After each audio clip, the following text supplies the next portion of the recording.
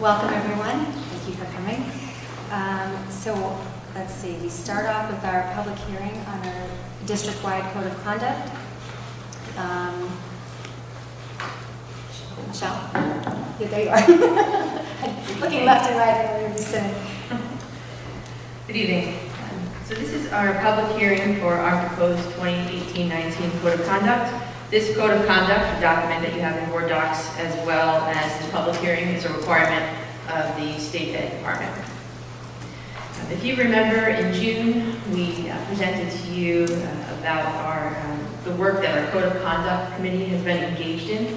I need to emphasize that this document does not necessarily reflect those changes. That is an ongoing, labor-intensive effort that we will not be ready for this school year. We plan on presenting to you again probably in the winter. For now, this is our document while we are in transition. It meets all of the legal requirements, and it is pulled. There's no new language here. It's pulled all from our policies.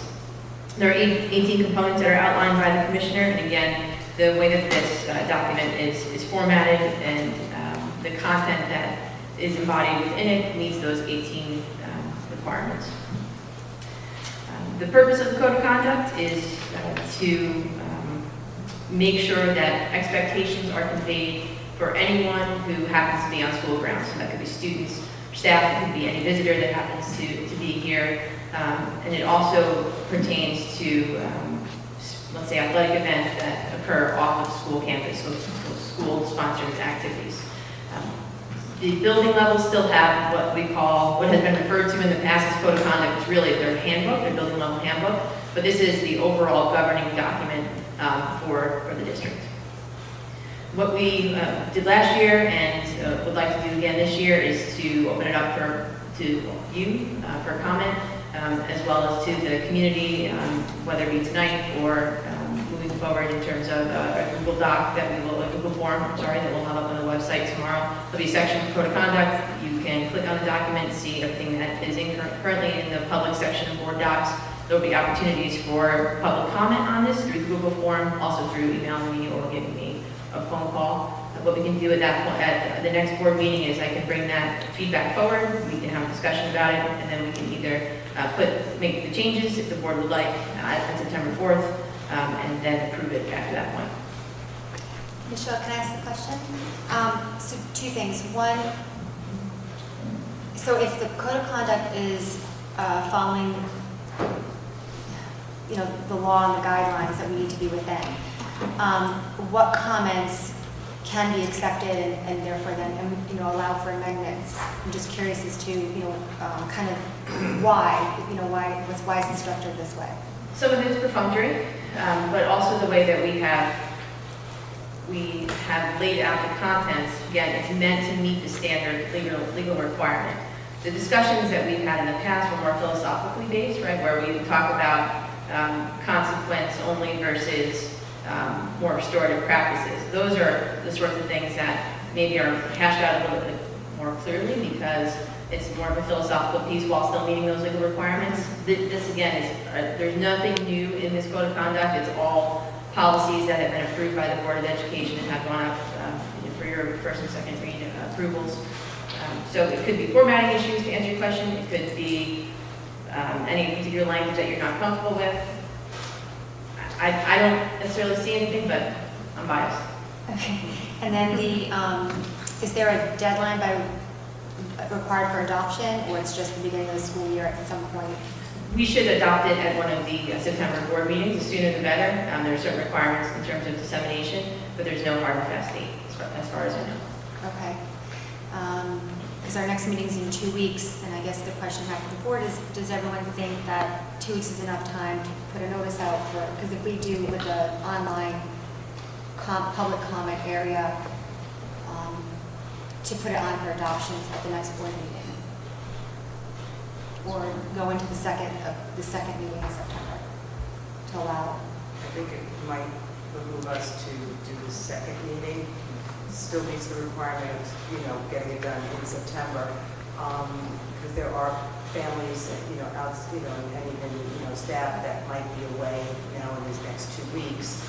they'll roll me back to school, and then you give it another 2 weeks, so that would be basically a month's time frame. I mean, that's just my thoughts on it. Okay, so then we can just review If at there's each any- meeting and then go forward and put it on an agenda. Is that right? Thank you.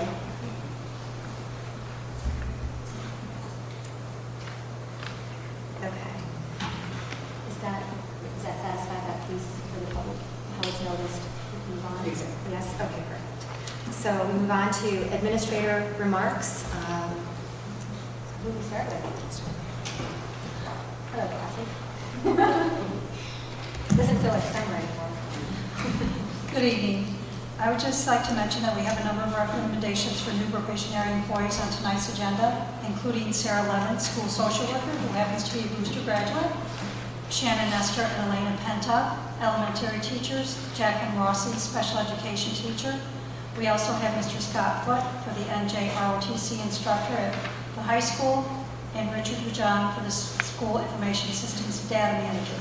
I would like to extend a warm welcome to all these new employees. Welcome. Hi, good evening, everyone. I just want to give an update on paving at JFK. Despite the appearance of the parking lot, we are still progressing with our paving project, and our contractors assured us this morning that we were going to be able to open on time.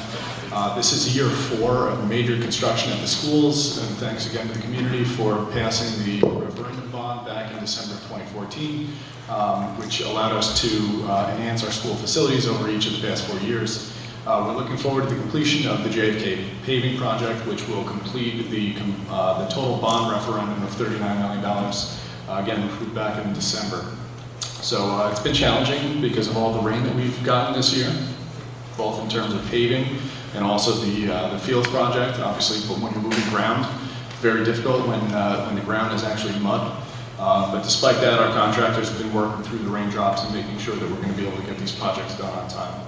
Also wanted to update the community that home to school and school to home bus route information is available. A backpack notice went out yesterday afternoon, alerting parents and guardians that this information is available through the web-based version of the Parent Portal and Infinite Campus, the same process that was in effect last year, which is most efficient. It safeguards student information, provides real-time updates when changes are made, and also cuts down on the cost of paper mailing.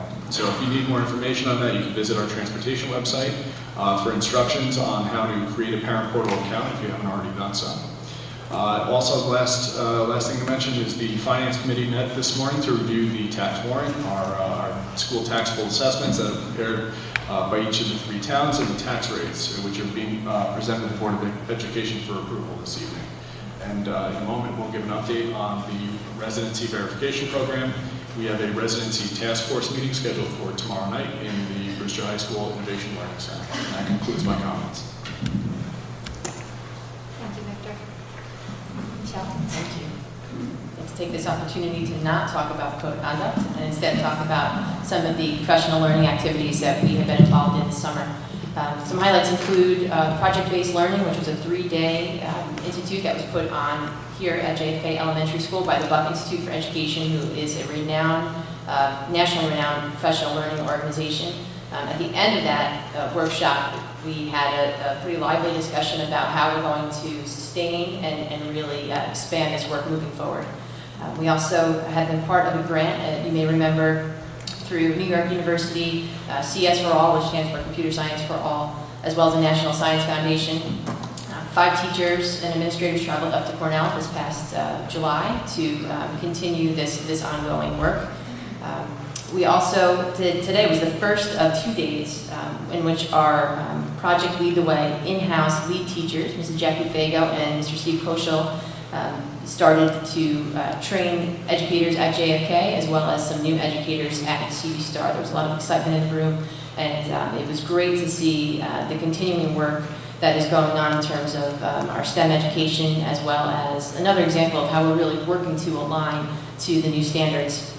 And finally, next week we will be having 2 different workshops. Teachers who have volunteered to pilot different curricular resources at the K-5 level will be getting some foundational work for mathematics. So again, I look forward to updating the board on all these endeavors.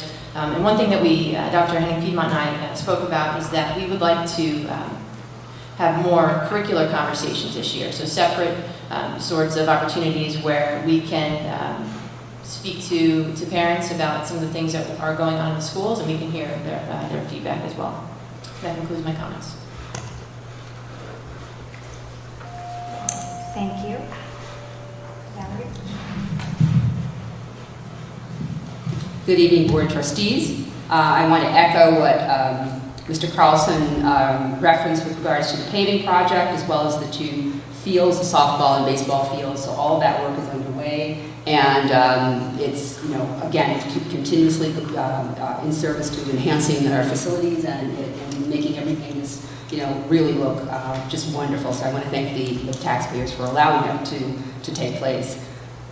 Starting tomorrow, the administrators will be spending 3 days working in our Leadership Council Institute, which is a tradition, and it culminates on Friday with a field trip to IBM.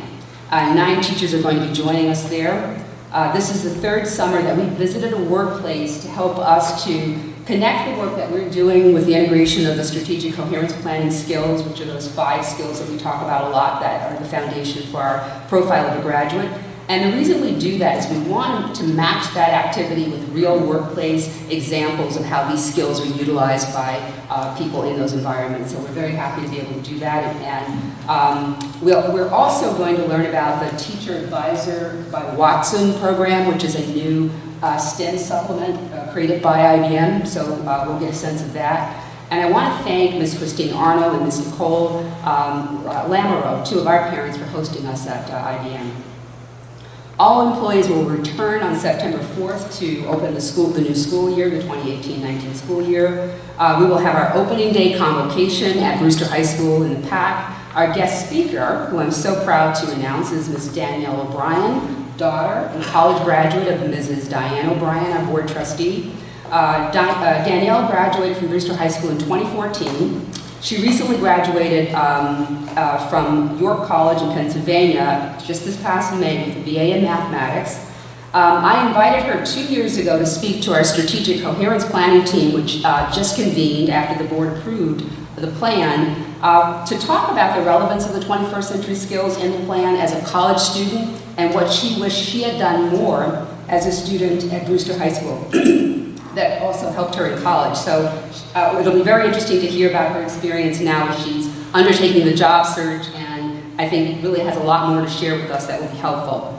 We will also start a new tradition on September 4th during the convocation program, which is the introduction of the Celebrate Brewster Awards to recognize employees in each bargaining unit who inspire their colleagues or who our students through their positive outlook and ways in which they uplift others. I want to thank the Brewster Education Foundation for making it possible for us to purchase the awards, which will be presented. So thank you all. Thank you for the members here on the board who allowed that. Ms. Cosma, Ms. President, thank you very much. And on September 5th, it's the official first day of school for students. I'm sure they're all anxious to return. And we look forward to seeing them again. And I think that concludes my comments. Thank you. Thank you. We're on to me. I actually will hold my comments for the different discussions that are coming up. So I think we can move on to our first presentation, which is the Canine Integrated Therapy Proposal. Teresa Cherry, Elizabeth Kennedy, Jennifer Hoden, Heidi Bonarato. Say that all correctly? And Harper. Harper, sorry, thank you. Yes, you said that. This is an idea as they reach the podium by Mrs. Cherry, who had an experience with the canine therapy program in a previous school district, and she brought this idea to us and presenting it to the Board of Education as an option for one of our classrooms at CV Star. So good evening, everyone. I was fortunate enough to meet Heidi Bonarato the last year that I was principal in Eastchester. She is from the Giving Receiver program, and she worked with several of the special needs classes in my school, and I saw firsthand how students progressed emotionally and socially and really gain so much from having a golden retriever in their classroom. So I'd really like to have Heidi talk about her program so that you'll better understand the tenets. Thank you. Hi, everybody. Thank you for inviting me here this evening. Again, my name is Heidi Bonerato. I'm the owner and founder of Giving Retriever. I'm the director of programs, and tonight I brought Harper with me. She's a 7-week-old golden retriever. She's going to be part of our therapy team, which means that she's going to participate in classroom enrichment programs that we will hopefully be able to implement here in Brewster. The program Giving Retriever is a hybrid of animal therapy. What we're doing in the program is we're actually training these dogs to become service dogs to go eventually be placed with individuals who have special needs and disabilities. So we're training the dogs to do things like open doors, turn on lights, retrieve dropped items, provide family support, indicate when there's anxiety or indicate when medication is needed. And the training of those skills are done by the students in the classrooms, which is so fun. And in the process of doing that training, the individuals in the classroom, the children, are learning, before I go on, by a show of hands, dog owners in the room? Those who have experienced the frustration that comes with training a dog, right? So we practice frustration tolerance, impulse control, timing, sequencing, planning. Emotional regulation is a big one, all in the process of doing the training of the dogs. It is a intrinsically motivating opportunity for the children. So there is always something I say about bringing a dog into the classroom and having the children not participate because somebody else wants them to, but because they truly would like to participate. And they get direct, immediate feedback from the dogs who participate in the program.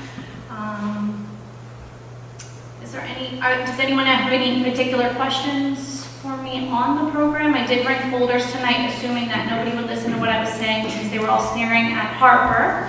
So everything is in there, including some really good research on spectrum disorder, ADHD, and using dogs in a therapeutic setting in the classrooms. So if you have any questions, please feel free to reach out to me via phone, email, through our staff here, and I'm happy to answer any questions that you have or explain things further. Anyone? Well, thank you. I mean, I haven't had a chance to look Sure. through this particular folder yet, but I think, I mean, that sounds like a very positive way to teach a lot of the skills you mentioned. When you said intrinsically, you know, that they want to do it because there's a reward, you know, not just learning. So That's it's right. interesting. Yeah. And they tend to link their own sense of self-worth and self-esteem and confidence with the success of the dog. So for the dog owners in the room, when you taught your dog how to sit, or when you taught your dog how to come, or when you taught your dog a trick, you actually felt really good about yourself, didn't you? Yeah, I know, it's strange to admit, but it's true. And the same phenomenon happens in the classroom.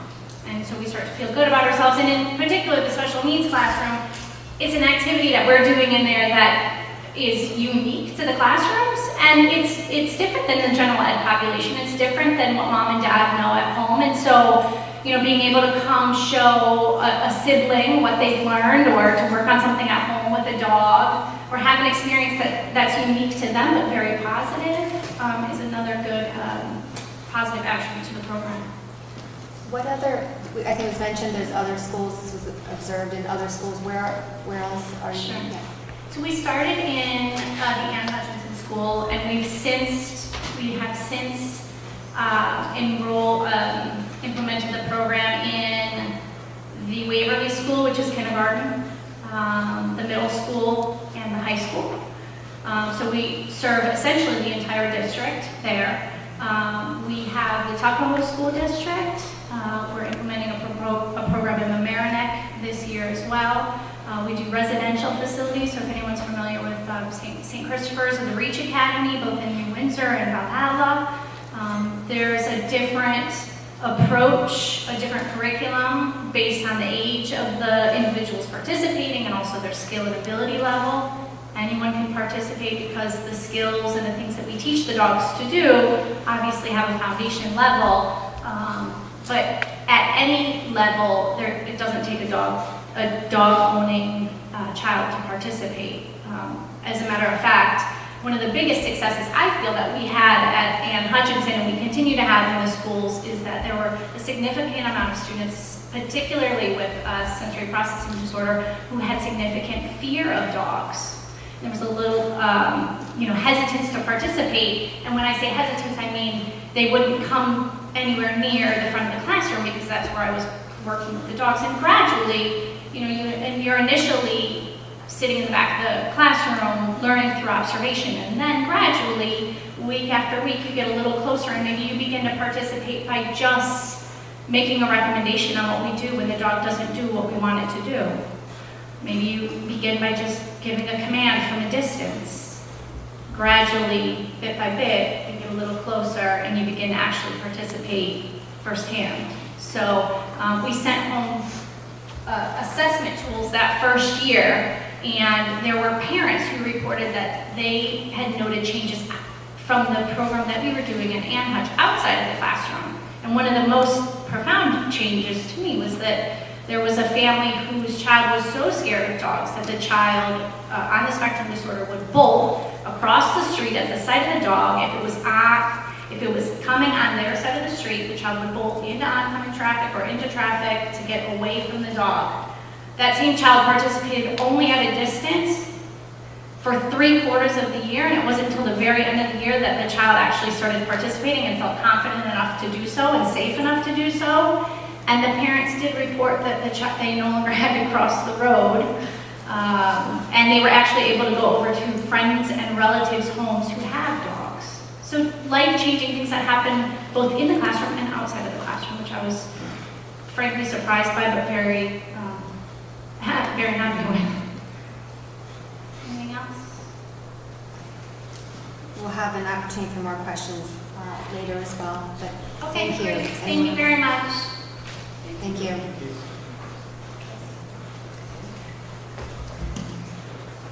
Okay, so we move on to our Smart Schools Bond and Technology Plan update. Mr. Tor, welcome.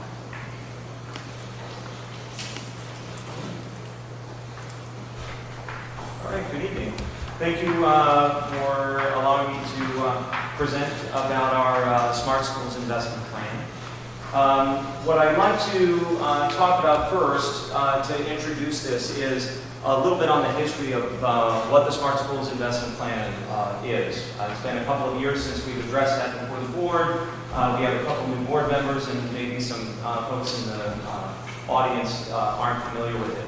So back in 2014, voters passed a $2 billion bond act whose purpose was to really increase the availability of technology, the infrastructure, to really bring most schools up to speed, up to today's standards for technology, which really does help to accelerate lots of different learning opportunities that I'll speak about a little bit more.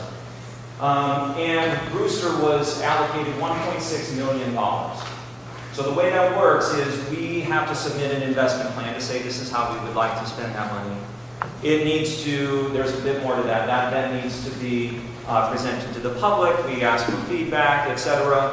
Once that's all, that process has been vetted in terms of what we believe is a good way to spend that money, we submit that to the state, and then we pay that money up front and then get reimbursed.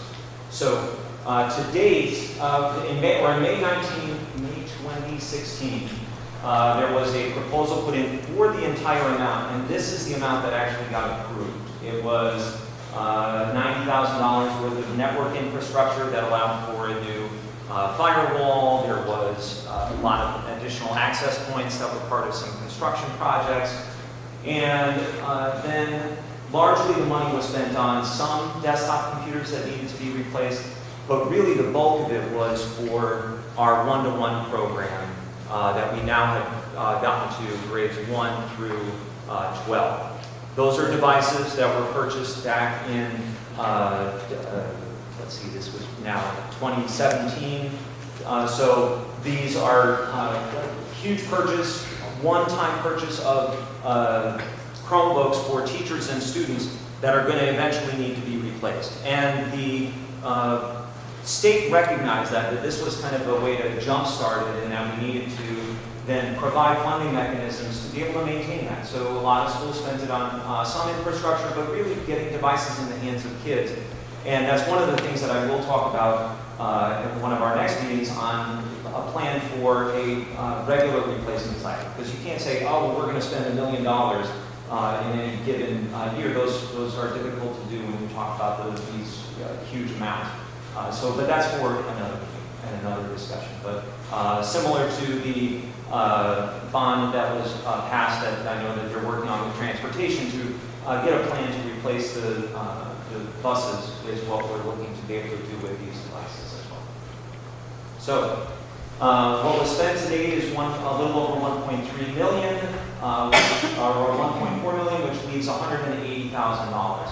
So with that money available, one of the requirements is to go to the public to talk about this and make sure that this plan for this money is integrated with our strategic technology planning and the district plan in terms of where we're at with that. So what we did was convene the technology committee, our district digital learning committee. And what they did, they met from January to May and really came up with a comprehensive look at what do we need to use, what's our vision for the use of technology, and how are we going to implement that from now until 2021. So we came up with the goal of districts, the Brewster Central School District will engage all learners through authentic problem and project-based learning, inspire and empower them to ask and answer questions of personal and public interest, and be responsible digital citizens. We're really looking at, a lot of the discussion that we had was about technology being a tool, not an end in and of itself. And to use it for much more learner-centered instruction. So those goals, out of that vision, was three main goals. One was to increase the use of problem and project-based learning annually, to really kind of look at how our professional development and our curriculum work in these areas having an impact. Second was to help to inform that by saying, what should kids be able to do at each grade level? And so we want to be able to develop a K-12 scope and sequence, kind of defining what those skills, what those benchmarks are at either grade level or grade N, and some of that work has already been done. And then really to increase and upgrade some of the other infrastructure, the displays that have been kind of left and not been part of any kind of replacement cycle for many, many years. So and it's not just to put in new, but to add to, make sure that those devices are really adding to the ability to use them in new and innovative ways. This really speaks to kind of that vision of not just saying, oh, well, we're going to prepare kids to be able to do this, or this, or this, but to do anything that they can set their mind to. So through that process, we formed a committee. We did a survey in January of all the staff and students and parents about technology use. We developed a technology plan, and we identified the following needs. We have displays and projectors throughout the school district that are more than 10 years old. The majority of them are 10 years old or more. Many of them are too dim, making them very difficult to see in a classroom. You have a lot of bright light behind it. It's really difficult to see. So that's where we said, okay, we're going to use a chunk of that money to replace those over the course of the next 3 to 4 years. Again, not saying, hey, we're going to, and that's part of that larger plan to replace all of them. This will just kind of get that going, with, starting with replacing 27 of them.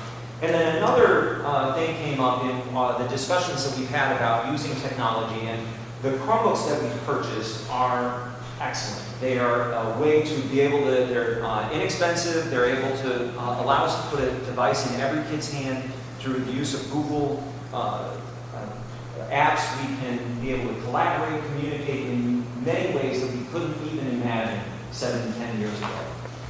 However, they have their limitations. There's lots of programs that they can't do. Through some of the projects that we want to do, and also in preparing kids for being able to do lots of things professionally, there's lots of applications that need to run on a Windows device. So we were looking at one of the programs, Project Lead the Way, required the purchase of additional laptops.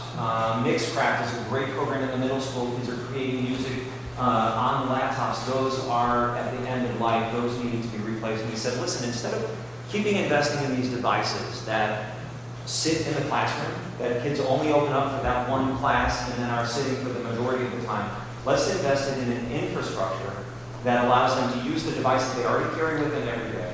And it will allow them to do it on their Chromebook. And there's programs like Project Lead the Way, Adobe InDesign, Mixcraft, Microsoft Office, all of those things they'll be able to do on that device and be able to do that from home. So if they're working on a project, a music project, and they go, oh, really like this, they're doing some coding with Alice, they can say, hey, I'm at home, I want to do some of this work, I can continue that, rather than saying, oh, well, I have to wait until my next class to be able to do that. So this really is a project that we've begun. We've purchased a server. We're getting that configured. That should be up and running by October to get this process started. But we know that that's going to be have a huge impact on the versatility of those devices and what we can do with it. So we're looking to use the Smart Schools money to help expand that.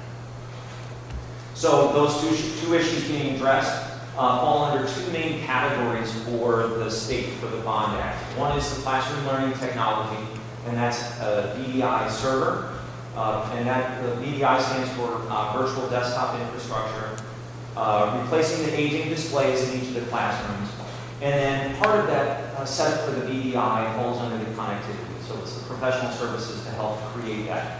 The added benefit of adding another server not only allows us to put that many more students on and using the virtual desktops, but then it also creates a failover. So if any one of those servers goes down, it can fail over to the other one, so there's less of a possibility of an interruption to instruction.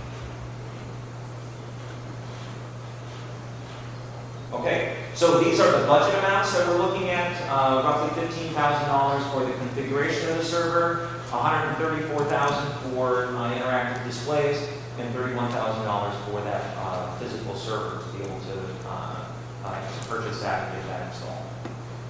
So the timeline for this started in January with the process that I've already articulated that we used to develop this plan.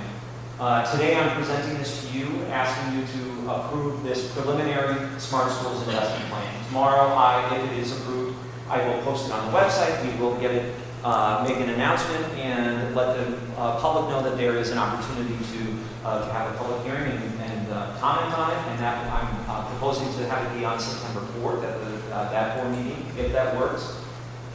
September 5th, if there's any feedback that says, hey, we really need to revisit this and revise it, I will do that. And then looking to propose, get the final budget plan approved on September 18th.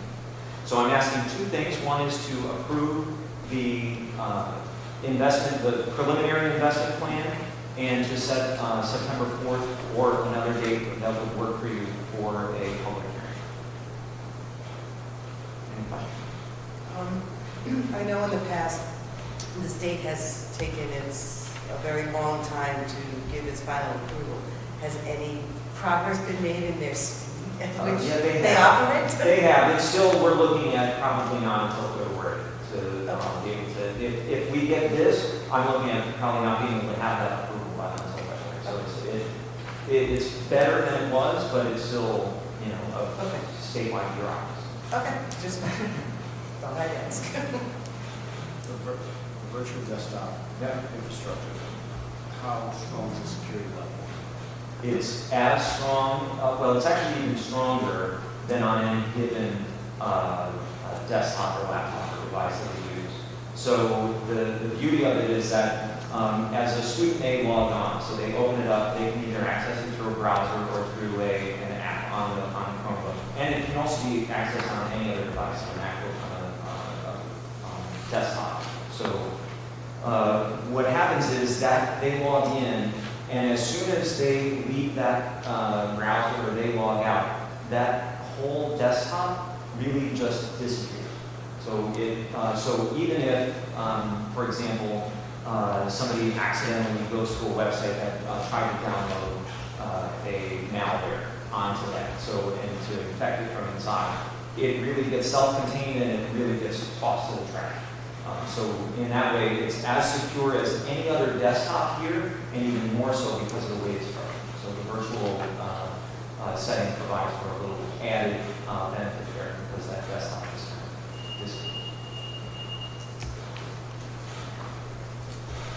Any other questions?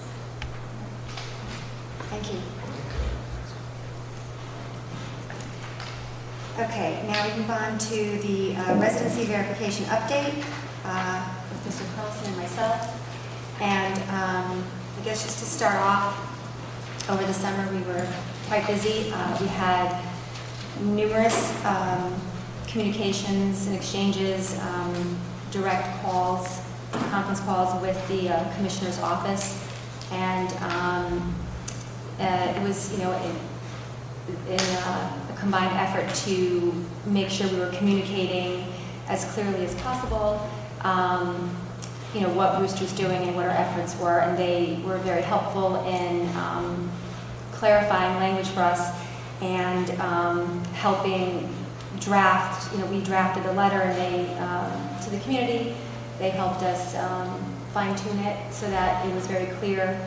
And if I can just maybe start with just addressing kind of the terminology change, that was their recommendation. Because one thing I think, first I want to start with our attorneys. And I actually do need to compliment them. Jim Drohan and Dan Pettigrew were on the calls. Mr. Drohan did a phenomenal job in discussing what Brewster was doing from the beginning of the conversation through the work of the task force, the board meetings, and everything about the process. And with that, it was actually their recommendation that, from their understanding now from that presentation from our attorneys, that we in fact weren't doing what we were calling re-registration. And that implies an immediate disenrollment of every student, which through the process, that was never anything that was discussed to have happened. And they asked for us to change that language because in fact what we were doing was a residency verification, updating of our information, having a central registrar, and all these other factors. So that was their recommendation to start. And again, there were subsequent calls, and there have been continued changes to the documents that are online, and how best we could clarify to the public what we're doing. So I can go more specifically. Maybe Victor, you want to talk about just some of the updates we made in response to what their requests were? Sure. So after each of those phone calls, they require that we update our forms and also our procedures, which is included in the clarification letter submitted by the Board of Education, which shows the update to our procedures. In addition to allowing or requiring appointments, the state required that we allow additional opportunities for residents to come in and provide residency verification. They also require that we change our forms to match what the state guidelines are for acceptable residency documents. And each of our forms have been updated after a subsequent phone call with the State Education Department. Again, we have a task force meeting tomorrow night, but for the general public tonight, I just want to give a couple, some numbers. So to date, I should say through August 17th, which is this past Friday, 2,268 students have submitted documentation for residency verification, which is about 70% of our population. So in terms of the participation, we're very pleased with the amount of participation that we've received. It's a challenge for families over the summer to find the time to get in, but from all accounts, from what we've heard, the feedback is that the process is very efficient, and families have been in and out of the door in less than 20 minutes in most cases. Through July 20th, we had a lot of families coming in. We were averaging 109 students per day. However, for the past 2 weeks, the numbers dropped down to about 42 students a day. We knew that we wouldn't be able to sustain that pace, and it has dropped down considerably. The program is going to remain available through September 28th by appointment. However, in expecting that we're not going to have every single family come in for September 28th, we're going to extend it throughout the end of the school year and make sure we follow up with each family to ensure we have 100% participation in the program. And that concludes, actually, just a couple observations that we've had. And again, we'll share these in more detail with the residency task force. But one issue that's actually come to light is the New York, Connecticut borderline properties. So in some cases, we have families who own properties, multiple properties. One's located in Connecticut and the other's located in New York. For assessment purposes, the homes are assessed as single-family residences in Connecticut. The southeast portion is assessed as residential vacant land. Based on those assessments, it appears that the home, for residency purposes, is located in the state of Connecticut and not New York. However, what we're recognizing is that some of these families have been admitted to our schools, in some cases over a decade ago, and allowed to attend the schools in what appears to be Connecticut residents. So I wanted to present that to the board because that's likely going to be an issue that comes up several times. It's actually resulted in a residency determination, not through the residency verification program, but actually a case that we began investigating prior to the end of the school year. So I want to present that to the Board of Education and seek your input on that. Input as far as just, So in these cases, it appears that these students have attended the schools in some cases, for the past decade, where their homes are assessed as single-family homes in Connecticut, where their dwelling is likely located in Connecticut, absent the board's policy, which allows for the residents to provide a survey showing the property line or the state line actually going through the dwelling. Absent that, those residents would be, or those families would be considered Connecticut residents and not residents of Brewster. So in all likelihood, in those cases, those families would be excluded and through a residency determination. Isn't it the case that under the law that, I don't know if it's the board or the district, is allowed to look at those cases on a case-by-case, well, I guess every case can be looked at on a case-by-case basis, but those in particular can be looked at a case-by-case basis to ensure that a child's education is not unnecessarily disrupted. For example, a junior in high school who has attended Brewster schools for their entire, life, isn't the district empowered to say that child can stay for his senior year, because to make him leave and go to a Connecticut school would be too disruptive to his education? Yeah, there's actually a provision for students entering their senior year that allows the board, at the board's discretion, to allow those families, allow those students to remain enrolled. But that's the extent of the discretion absent board policy. Board policy basically follows state education law, which is really a two-pronged approach. It's physical location and intent to remain. So in terms of physical location in these examples, the physical location is in the state of Connecticut and not in Brewster schools. How many instances have come up? So far, we've made one determination, and again, this was not as a result of the residency verification program, but for a family that we've been investigating prior to the residency verification program, and we have another 2 instances that have come up in which we've sent out letters of questionnaires requesting land surveys, again pursuant to Board of Ed Policy 5152.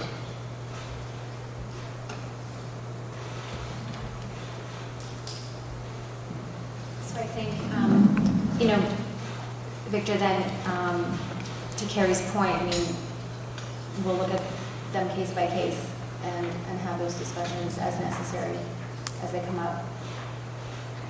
Okay. Yeah. As well as going to talk to our attorneys as well. Right, we'll have to consult with attorneys and everything, of course. Is it the state law that says that it is, you can only, that it's limited to a junior in high school? I know that's our policy. Does the state law limit that? No, there is no state law. There have been commissioners' decisions in other school districts, and the commissioners ruled that during a student's senior year, if a student were to move during their senior year, in most cases, and it's actually after April 1st, in all of those appeals, the commissioners ruled in favor of the family, allowing them to stay enrolled in the district. The board, in recognizing that, however many years ago, amended their policy that allows seniors to remain enrolled from September 1st through June 30th. So that would be one thing that we would, I don't expect that, you are going to know the answer to this, but one question would be whether there's been other rulings by the commissioner dealing with students who are not in their senior year or junior year. Right. And most recently, there was a commissioner's appeal of a student who attempted to enroll in Brewster under similar circumstances with property located both in Brewster and also in Connecticut. The district's determination was to not enroll the student, and the commissioner's decision was to uphold the district's decision and not allow the student to attend.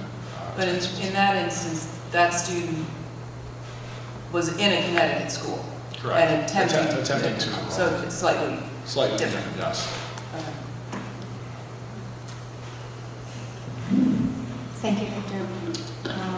Did anyone else on the board have questions about those exchanges with SED? Everything has been updated online, and again, the SED helped us make things as convenient as possible for any member of the public to help, submit information. And there's embedded links and many more options on how they can submit information that we will then process appropriately. Yes. Did we just decide that, I don't know exactly where we are in this conversation, but is our plan going forward now that even if someone is not going into their senior year of high school, we as the board are going to review that on a case-by-case basis? We haven't decided that yet, or I'm not? Well, no, I imagine we have to follow the process that we have outlined here, right? So whatever our residency outline is, that's what we'll follow. And we still would have to, I don't know if we should just say, go ahead, anybody who we find that's in their senior year, we still would need to just review that so that we have an official determination on a student that perhaps is in their senior year. I think that would be fair to do. We have our policy that speaks to that, but I think it'd be fair to just look at those particular cases. Otherwise, we follow the law and we follow what our residency procedure has outlined for us to do. Yeah. Yes, I just wanted to clarify that we're just talking about those. Yeah, the things that are just outlined in the law and within our policies. Yeah. Have we asked legal counsel to look into issues of this type that don't involve seniors or juniors in high school? Yes, in the most recent determination, our attorneys were consulted, and again, they referenced, the basic two-pronged approach: physical presence and intent to remain. And, failing the test of physical presence was enough to make the determination that they're not residents of the school district.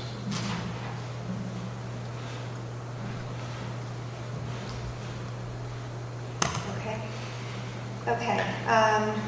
Now we move on to our tax warrant presentation.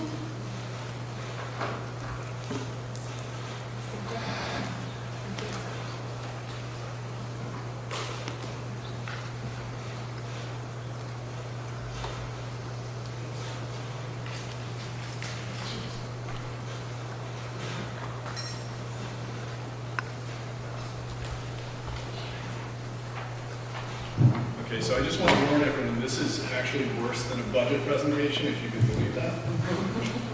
And I want to apologize to our finance committee members who are in the audience today, because this is the second time they're going to have to sit through this. So our Finance Committee met this morning to review this presentation.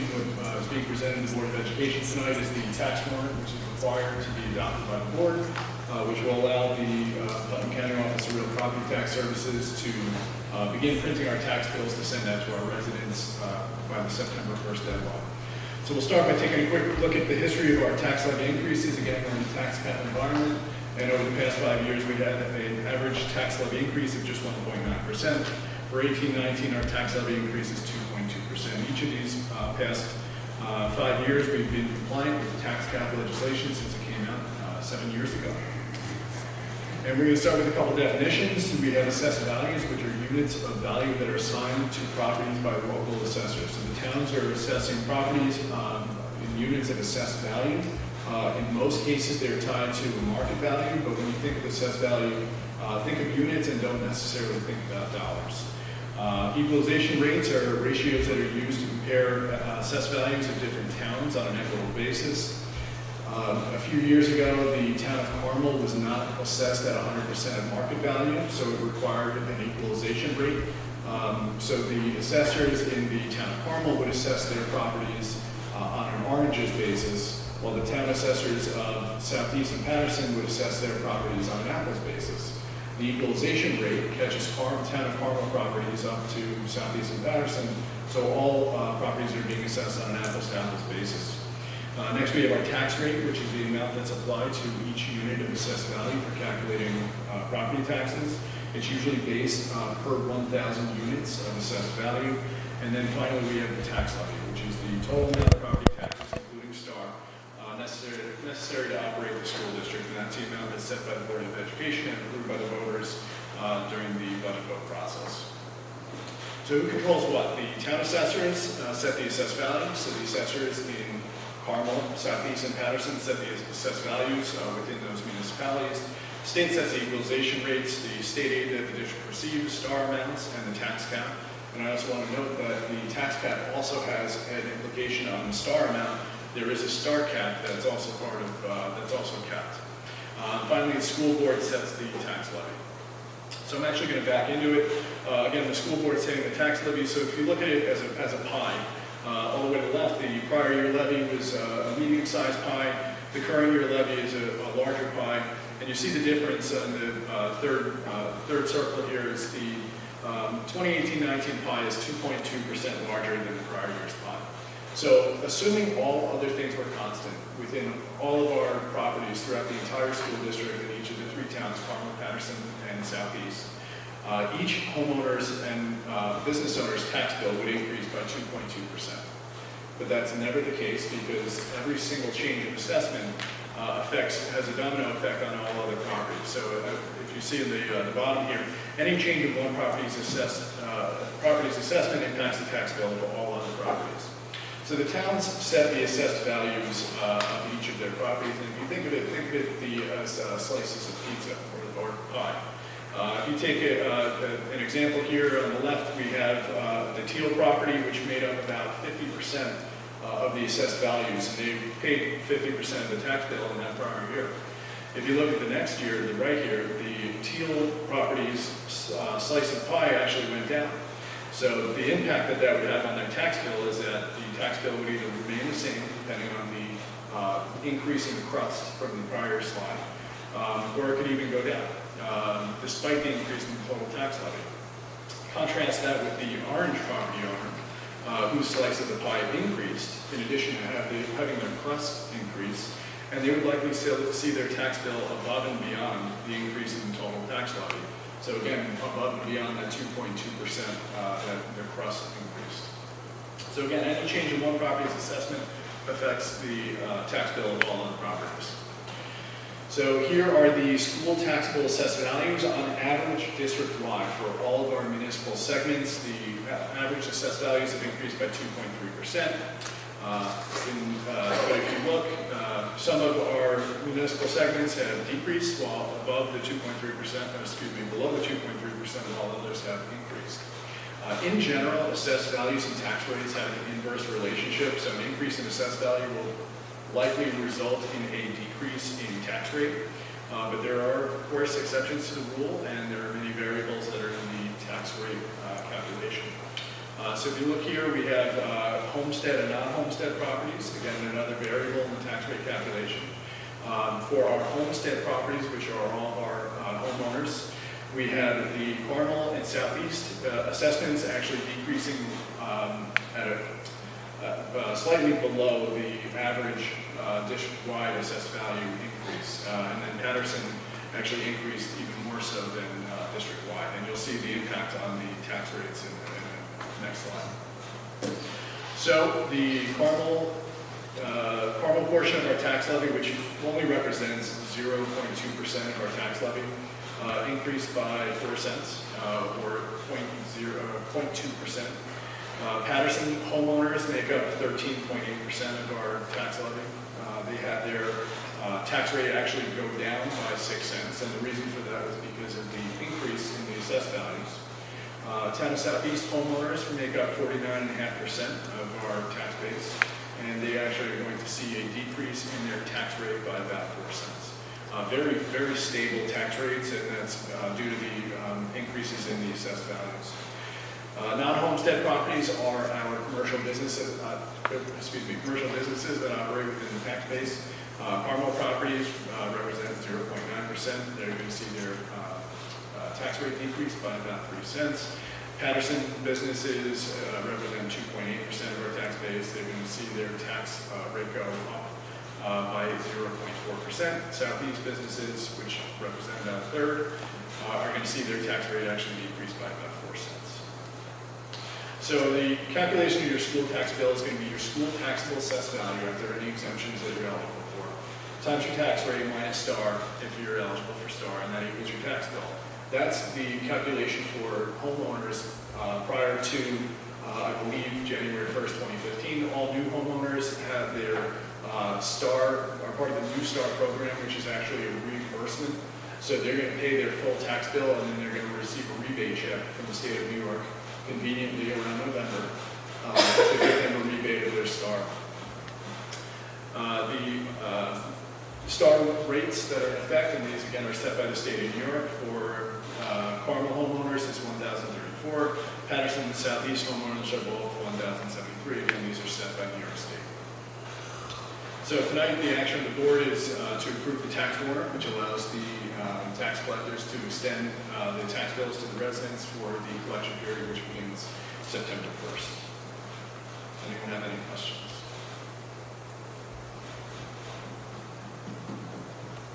Okay, thank you. Yeah. Okay, and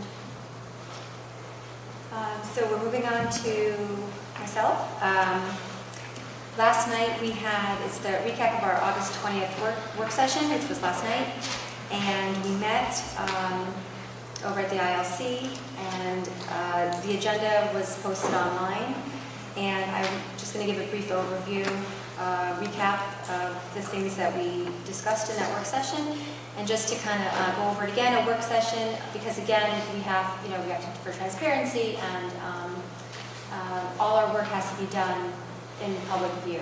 So a work session allows us to get a lot of conversational things worked through, and people can, of course, come and observe those conversations. So just to go over them, we were able to start our discussion last night on our the district goals the board would like to see for the upcoming school year. And we will have a formal presentation on that September 4th. Okay, so September 4th, we will have a formal presentation on our district goals as well as the board goals for the school year. And let's see what else. We just had a discussion about making sure that our board goals align with the district goals that we set out to achieve. We also discussed a board self-evaluation and updating our board web page so that in that place you'll be able to find much more information. Let's see. Hold on 1 second. I have many notes here. So things like our board manual, which are just kind of more succinct guideline of New York State laws and how we function and how we translate them into Brewster and how we do them here in Brewster. Our goals for the year as a board in the district, any initiatives that we'll be taking, and any community outreach forums and different things that we'll, be part of for the board, the public to have access to, as well as one of the things discussed was surveys and just another location for that particular item or those types of things. And again, we'll go over that in more detail on the 4th. And then we also discussed how we can improve our communication with the community and all the different avenues that involves, whether it's emails, meetings, again, forums, and we're going to continue to update the public and how we're going to work on the many avenues of reaching out to the community, parents, staff, and ourselves, as well. And how we're going to have a retreat soon, trying to coordinate a date to help us work on just leadership and modeling our strategic coherence plan, the different attributes that we need to model for that to be effective. We also discussed our SROs, and many years ago when we brought them on, there was one of the things that SROs, what could be part of their job description in the district is interweaving them into our curriculum. We had a lengthy discussion about what that could mean for the district and how we can utilize them. And that discussion ended with really how much goes on in our schools and how much they are needed for so many things, and in connecting with students and intervening on different issues that come up. And so if there's an opportunity, that might be something we can do, here or there, but it's better to have them be doing the job identified as, as they're doing now. Safety, yeah. Let's see. Policies, we discussed a few policies. Again, they had to do with two things specifically. One was, again, communication with the community and how best to update the community regarding agendas. And there was some language that needed to be just clarified on our responsibility in making sure information is out. And the other policy was the pathways to graduation, and how can we have many policies, but they're there, and how can we perhaps bring them to life within the district, so they're not just something that's used as a reference, but something we can also make more tangible.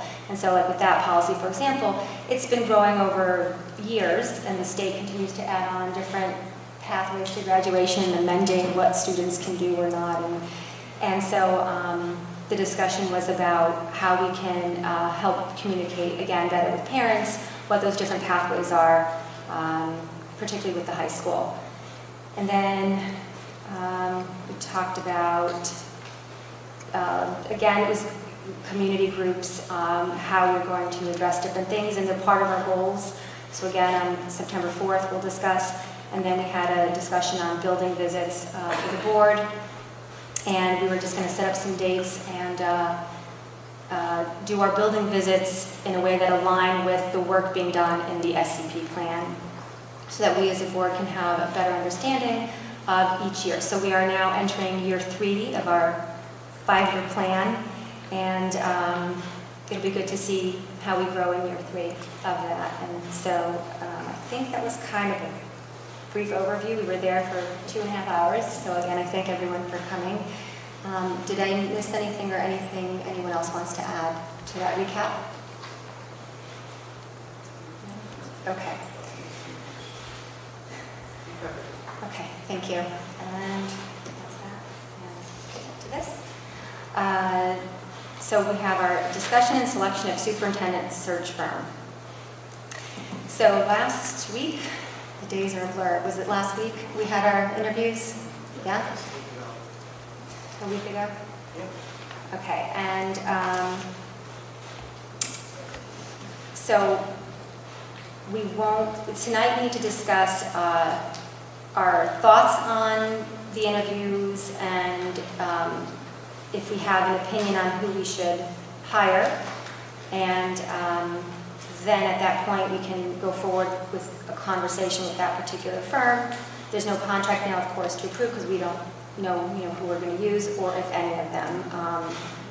But for now, to start, we interviewed with 3 firms, BOCES, Ray & Associates, and School Leadership. We had a 4th, but they were not able to make the interview time, so they backed out.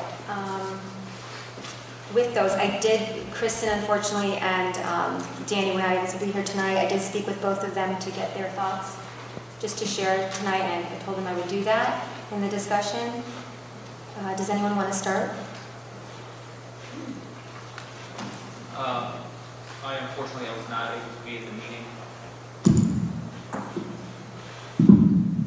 Unfortunately, I was not able to be at that meeting, as you all know. But I do think it's important to cast a wide net in our search for superintendent, and I believe that that whichever firm is able to do that, although that's obviously not the end-all be-all decision on it, but I think it should be important that as wide a range of candidates should be interviewed and considered internally and externally.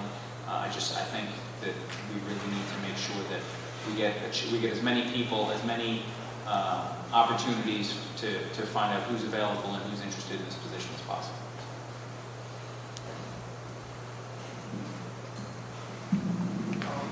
I wasn't at the meeting either.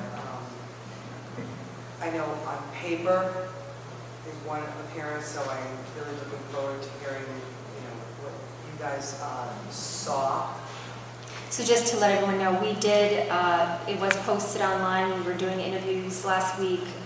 The information that these agencies provided to us, it was all posted online for review last week as well, which we also obviously had.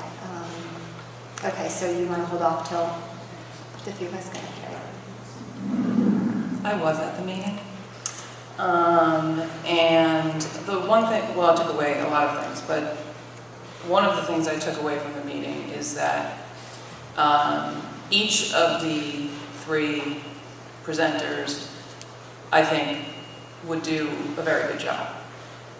They were impressive in their own rights with respect to their, their educational background, their background with superintendent searches and working with superintendents and or being a superintendent in some cases. But what I also took away is that they all said the same thing, which is not surprising. If you're going to go to a headhunter for IT, they're going to give you the information relevant to an IT search. So, I agree that casting a wide net is a good idea. I think all 3 of the companies that we spoke with are capable of doing that in this day and age with, the internet and the various periodicals that they suggested that we post the listings in, which they all said the same periodicals. I think that they are all capable of casting that net. I think they're all capable of vetting the candidates, and to me it comes down to, I don't remember exactly the cost. BOCES is a sort of an expense-only situation because we're paying into BOCES, so it's a service that's provided for money that we've already paid. The 2 other entities, I think, were both around the $20,000 range, which doesn't seem unreasonable, but the question left in my mind is, are they going to do $20,000 better than BOCES? Because I wasn't necessarily struck by the other two that they were offering something different or more valuable than what BOCES was offering.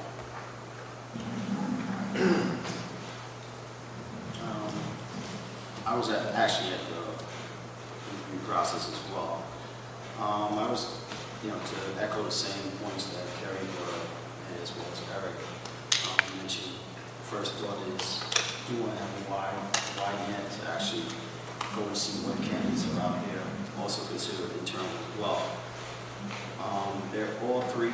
Am I confident all three can do the job? I'm totally confident they can.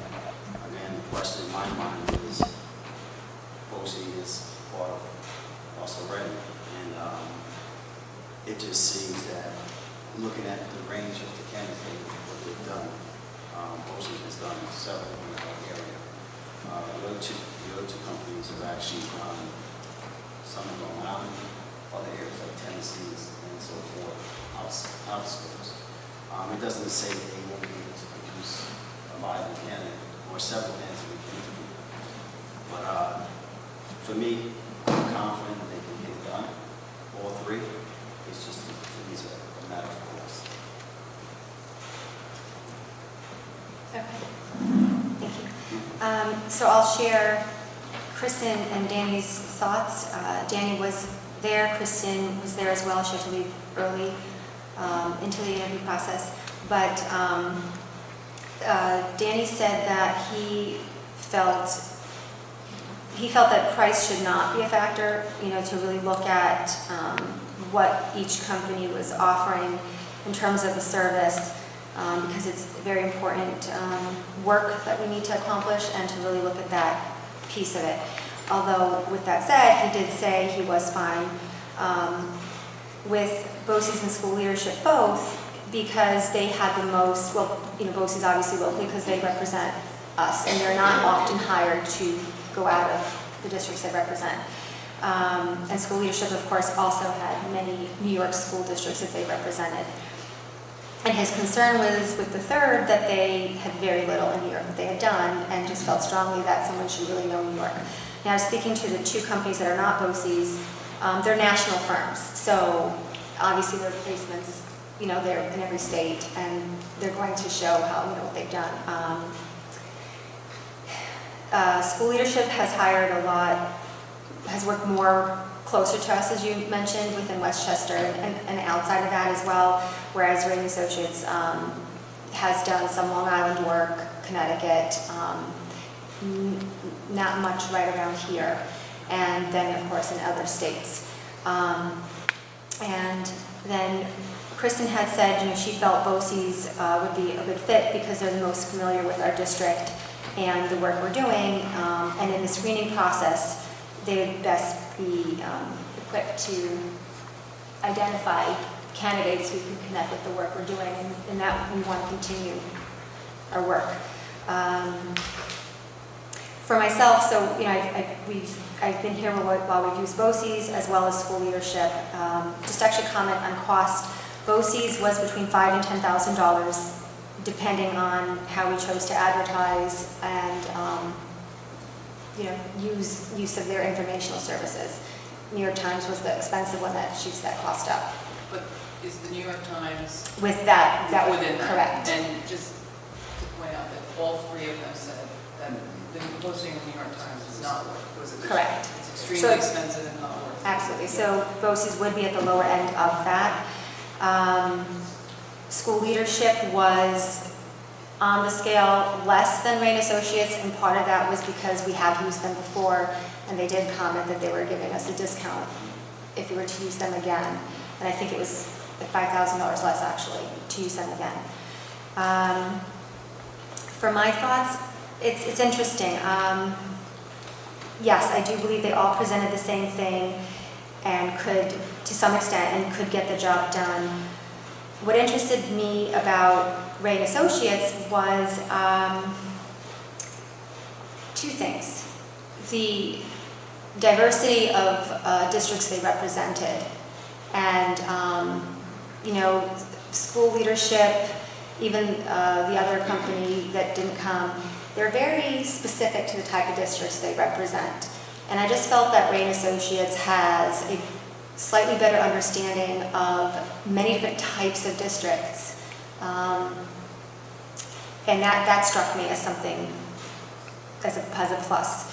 And the other thing that struck me with Ray and Associates was they talked about things that the other two companies didn't and don't do, because we've used them, so I know they don't do it. But Ray talked about a lot of video conferencing. They make a video of the candidate. So they provide multiple ways for us to interpret that candidate, not just ultimately when we meet them, but people interview in different ways, and they can convince you of greatness in one context, but not necessarily in another. And the fact that they had different ways to present a candidate to us, it kind of, to me, said, okay, you can see different angles of someone. The other thing that Ray and Associates also presented was their approach to now the community. So everyone does a survey. They all reach out. We set something up. We have a survey that goes out to the community, and they all do that. But the additional thing that Ray and Associates discussed was they physically come in district for about 2 days and meet with all the different members that make up our community, from the different organizations to staff, students, community, us. The other thing they did is they interview us individually, and then as a group. And all that information is compiled. And so it just seemed much more comprehensive.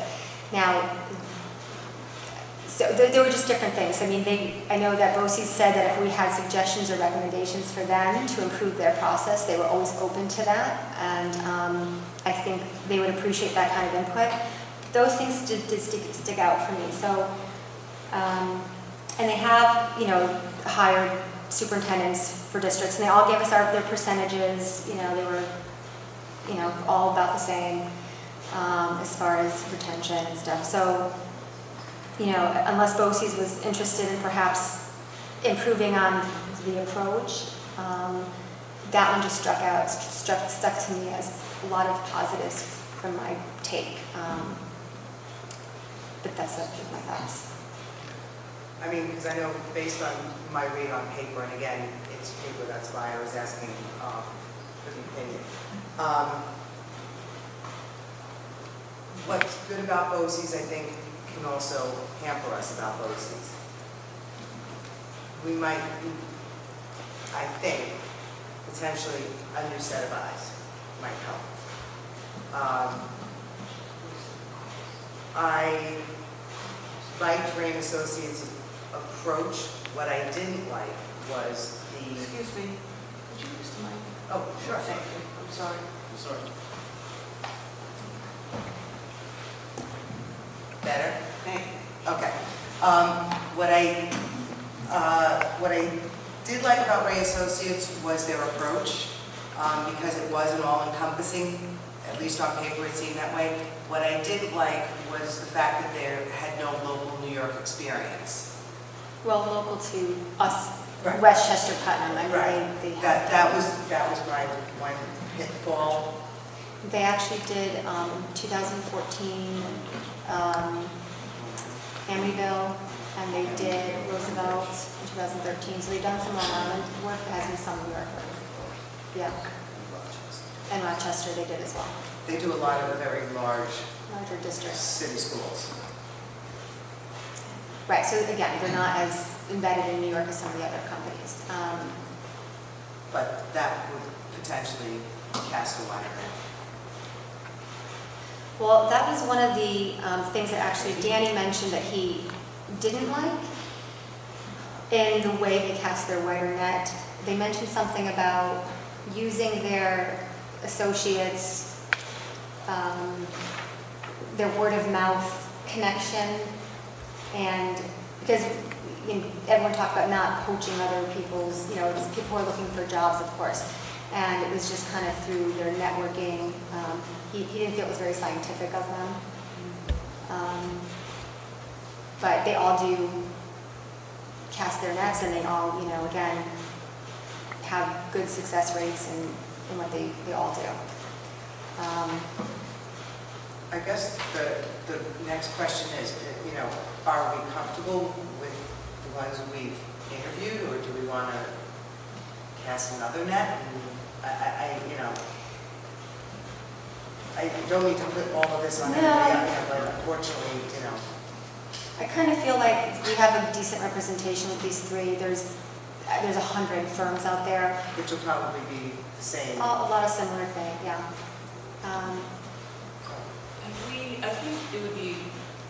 I think we may have talked about this after the meeting, but it was only last week.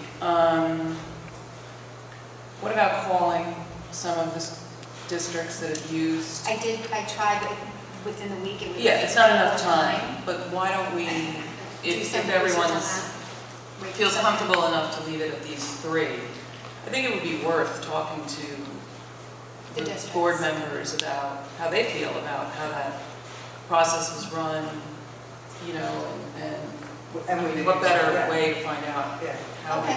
how they. We've had 5 that also used in the past, I want to say a couple of years. Yeah, within the past 2 years. Peekskill, how we did on the impact, Yeah, so I can reach out to them, I can reach out to And I can Yeah. split it up, and I think, what do you do when you hire somebody to, do construction on your house? You want references. I think that is one of the best ways to find out how they actually perform, rather than how they tell you they're going to perform. Yeah, maybe not limited just to the ones that they tell us they went to, but to find districts that we sort of see reflect kind of us a little bit, obviously, if it's a major school district, a big city firm, they might be looking for something a lot different than we would be looking for, so maybe even reach out to districts that, that they haven't listed and say, yeah. Okay. I can do that, and then we can just come back, recap on that, the calls, September 4th, and make a decision at that point, because we do need to go forward. Yeah, that would make sense. Yep. Okay. All right.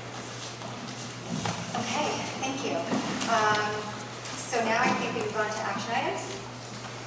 And the first one is the approval of the 2018-19 tax warrant. It is a roll call vote. So first, I need a motion. Glenn, and a second. Carrie, any questions or comments on this? Again? So after the roll call, I will circulate the warrant for each of you to sign. I'll start with Mr. Niles, how do you vote? Yes. Ms. O'Brien? Yes. Ms. Conlon? Yes. Excuse me, can you guys use the mic, because we really can't hear you? Thank you. Mrs. Seeger? Yes. And Mr. Brunson? Yes.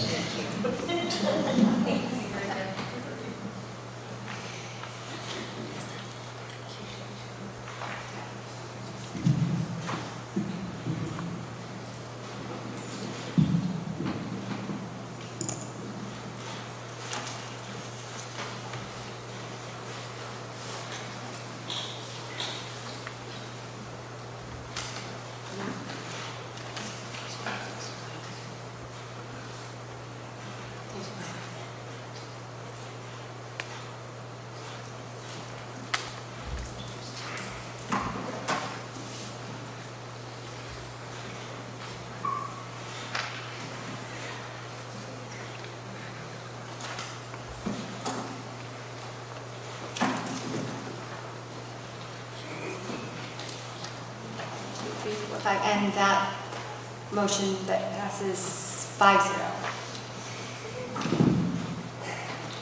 Okay. The next action item is the Canine Integrated Therapy proposal that was presented this evening. First, I need a motion. Diane, Eric, and questions or comments? I have actually a question. So in the proposal, just for clarification, so it discusses a pilot program for the school year, October to June, just presenting 10 sessions.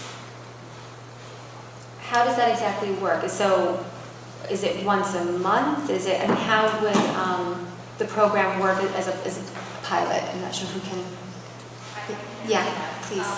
It's once a month, and it might be several times in 1 month because there's 10 months to the school year, and it's going to start in October. So almost every month it will be once a month, maybe twice at the end of the year. And that's how we get our 10 sessions.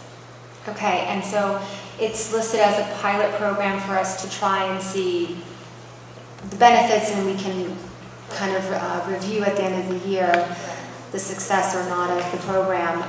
And then if it was a success in other schools that do utilize this, does that increase? Is it based on need, or does it still stay as a 10-session? I think Heidi can work with the school district and with the teacher to see, what would be best. But I believe most of her trainings are done once a month into the classroom. Okay, thank you. Just one more question. It's this, for these 10 sessions, it's the same classroom? Yes, it's Ms. Children's. The general education students are also coming in our classroom to help as well. So they're going to be a mix of other students as well. Does anyone else have questions or comments? No? Okay, so now we just put it to a vote. All those, I did it. Yeah, we discussed after motion. All those in favor? Any opposed? Passes 5-0 to do the pilot program, and we'll see how it looks at the end of the year. Great, thank you. 3, approval of the 2018-19 agreement with Putnam Northern Westchester BOCES for communications services.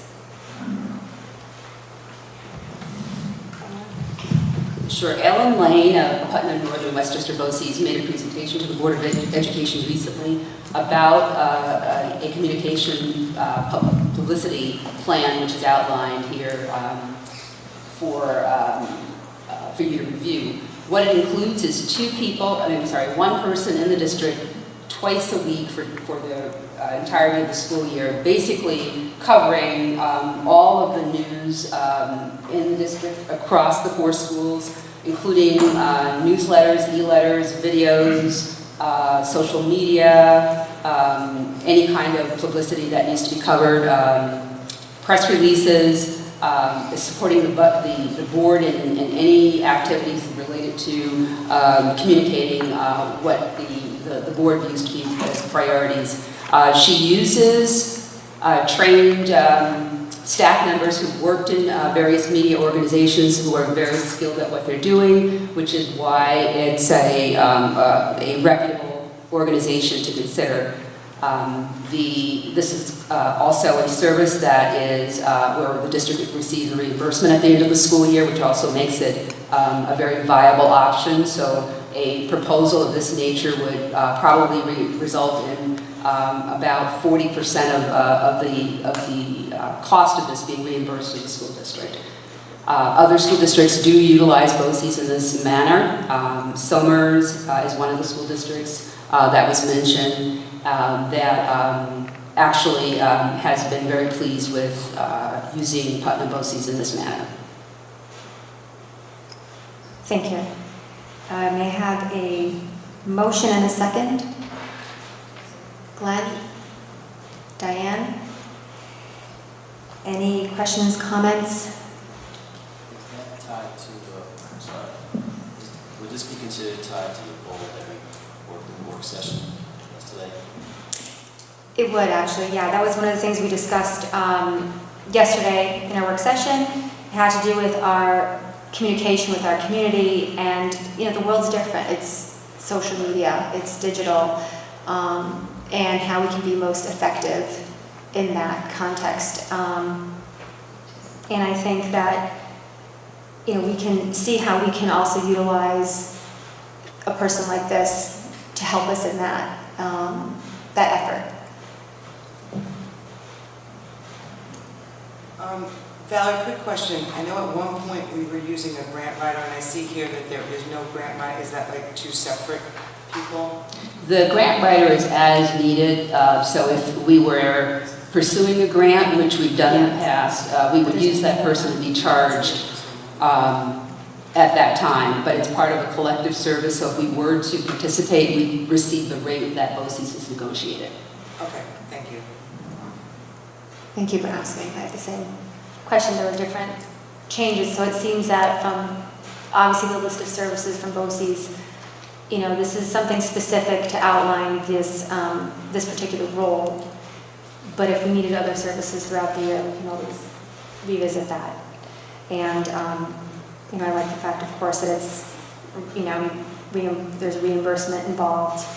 And I think another thing, you know, if we were to go ahead with this, like with everything, we review at the end of the year and see how effective, and make sure that, you know, we have good communication with the people to make sure that they understand the needs. You know, we can't say at the end of the year our needs were met if we're not communicating what they are. Yeah, that's my thoughts. Anything else? I would just say, oh, go ahead. I was just going to say that, you know, sort of a repeating theme is the community feeling that they don't have enough information or the information that they want to see.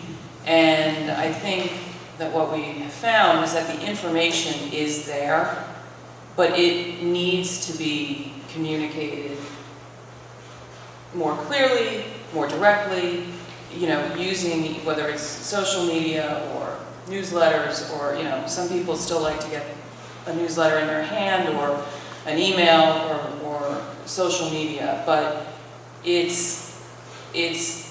we have to do a better job of getting the information out, because everyone's gone to the trouble of getting all of this, you know, information, whether it's guidance counselor's website or whatever it is. So I think it's very important that we do a better job of getting the information to the community and also celebrating, you know, many of the tremendous things that are being done in the district that are not, you know, publicized enough.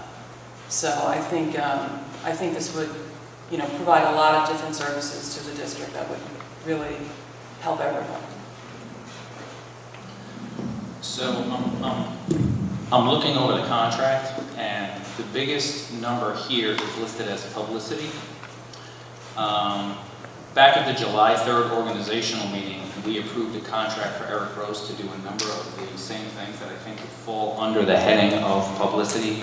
Things like press releases and Spotlight on Brewster television shows and posting to YouTube and things like that. So if someone could maybe explain a little bit more about why we would spend, or why we would sign a contract with BOCES to do what we signed a contract with Eric Rose to do at the reorg meeting. The contract with Eric Rose has been in place for a number of years. Initially, when he was hired to do most of these things on the list that BOCES provided. During a time when there was a budget crunch, his services were reduced to, you know, what he does now, which is basically to come at our request to cover a variety of activities in the district. Those are not distributed through a newsletter, because that was part of the service that was diminished or cut because it was costly. It would require that he be in the district more time, and also the cost of creating a newsletter, a paper-based newsletter, and distributing it through the mail was also, pardon me, a costly venture. What he does do is cover, you know, as we see in the Putnam Courier, primarily that's the venue for any of the activities that occur in the school district. So they're not press releases that are distributed to other news outlets, but they're all part of Putnam Courier, which is similar to Mailpack and Carmel and Putnam Valley. They also use Eric in that regard. He knows the district very well. The Spotlight on Brewster is another venue that there are many people in our community do look at the YouTubes and get a good sense of what's going on. That is a segment of the community, and as we see with the offerings by BOCES, people like to experience media in different ways, and so this certainly gives us variety to cover as much arena as possible for the public.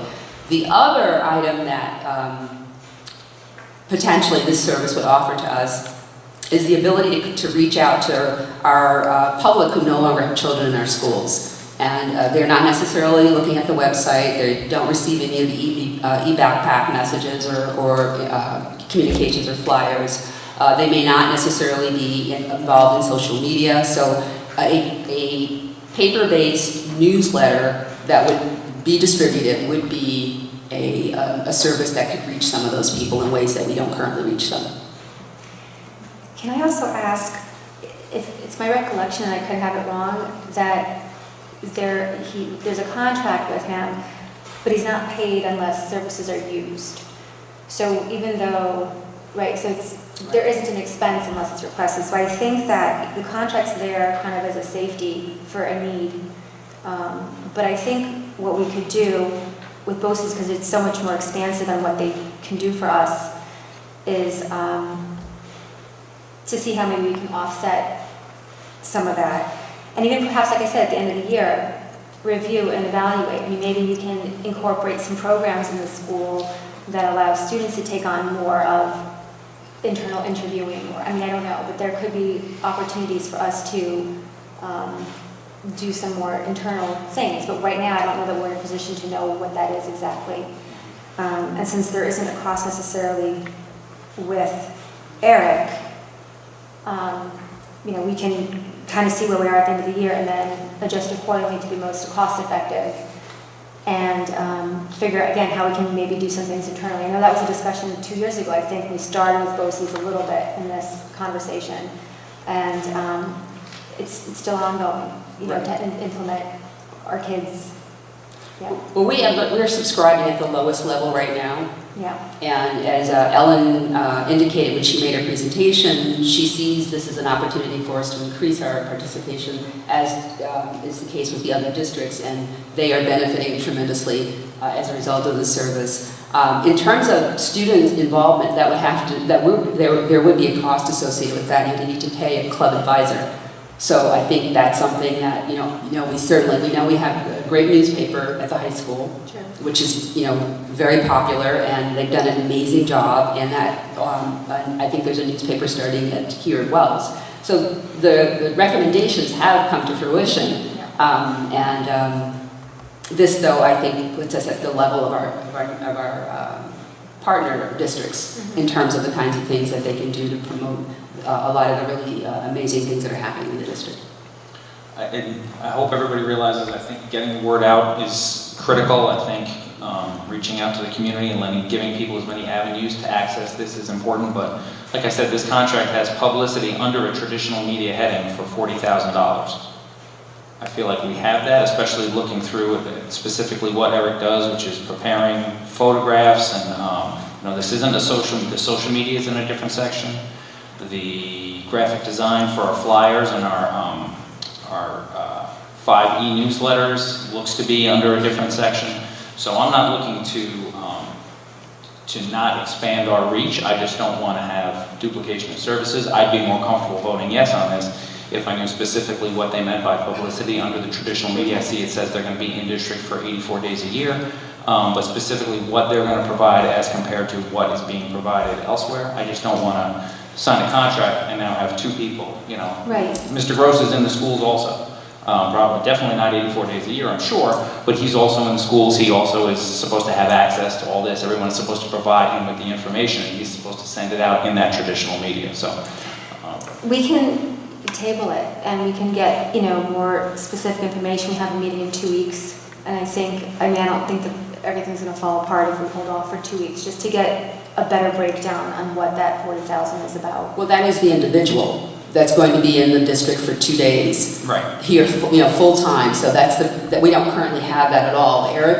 We call Eric as needed. He's never here for the full day. He'll come in for a specific project that he needs to cover. The social media component of this is really important because we don't have anyone who monitors what is posted. Many people are posting on social media, and what this service provides for us is someone who's watching that to make sure that things are posted appropriately, and there's no offensive content or any mistakes. And they have actually contacted us to share with us certain things that were accidentally posted, or someone didn't realize that someone was making an offensive gesture in a particular post. So I think that's pretty important in this day and age where, you know, it could be a liability for the system if something was publicized and no one was aware it was there. So I think that is, you know, from what I understand, is a really valuable service. The $40,000 is the cost for one individual being here for 2 days, exclusively to cover everything, not just one project, but everything, and find those things and interview people and you know, do what they're currently doing in other districts, which Ellen did share with us. So we don't currently have Eric operating at this level that they're providing here in the contract.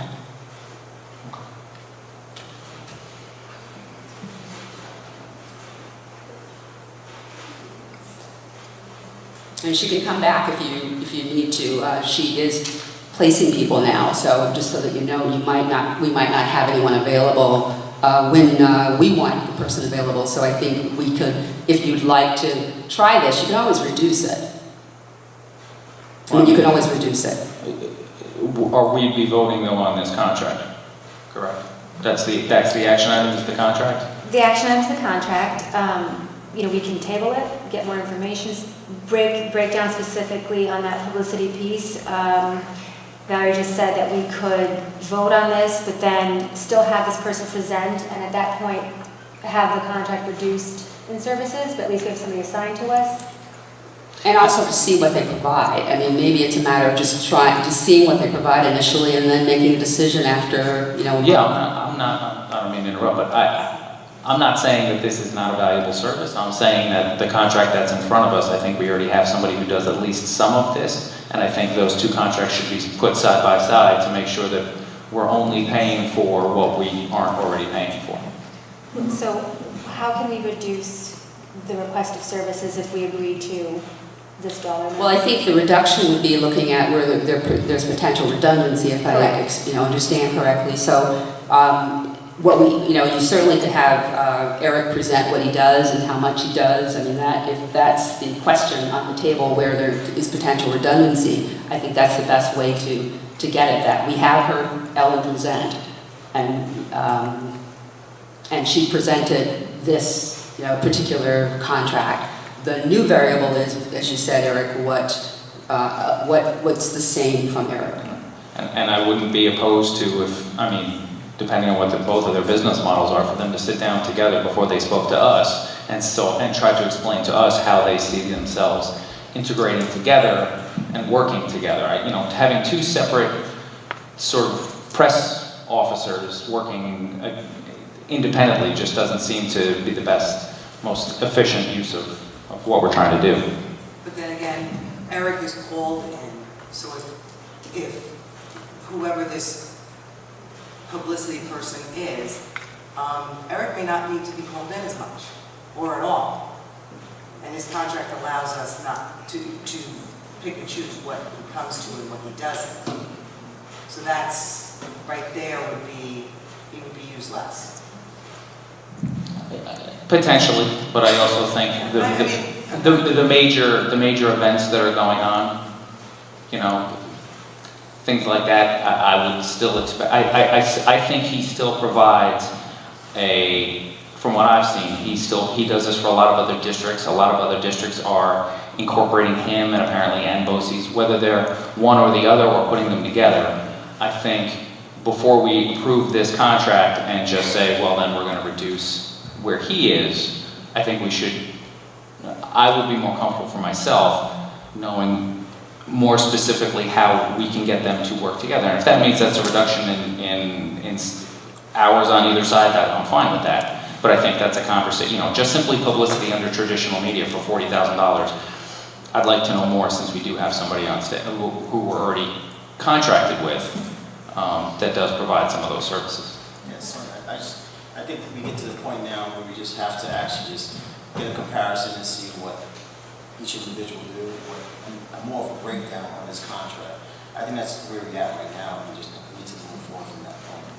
We have probably a presentation from the both of them saying, okay, well, this is what our person's doing, and this is what Eric is doing, a side-by-side comparison, because right now, and I mean, Eric is right, how is it going to be where, all right, it's, a big event here at the school, and Eric shows up, and whoever this publicity person is, and so who's reporting on that? Who overrides who? And now we're going to have two people reporting on the same thing. Okay, go ahead. I was just going to say, Ellen did make a presentation. Right.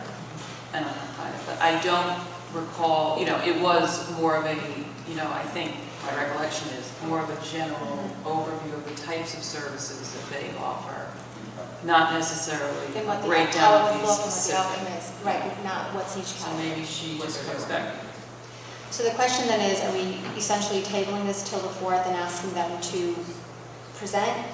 And we, because she's placing people, we did get that email that she was interested in when we would be voting on this, yes or no either way, because she did want to place her staff accordingly.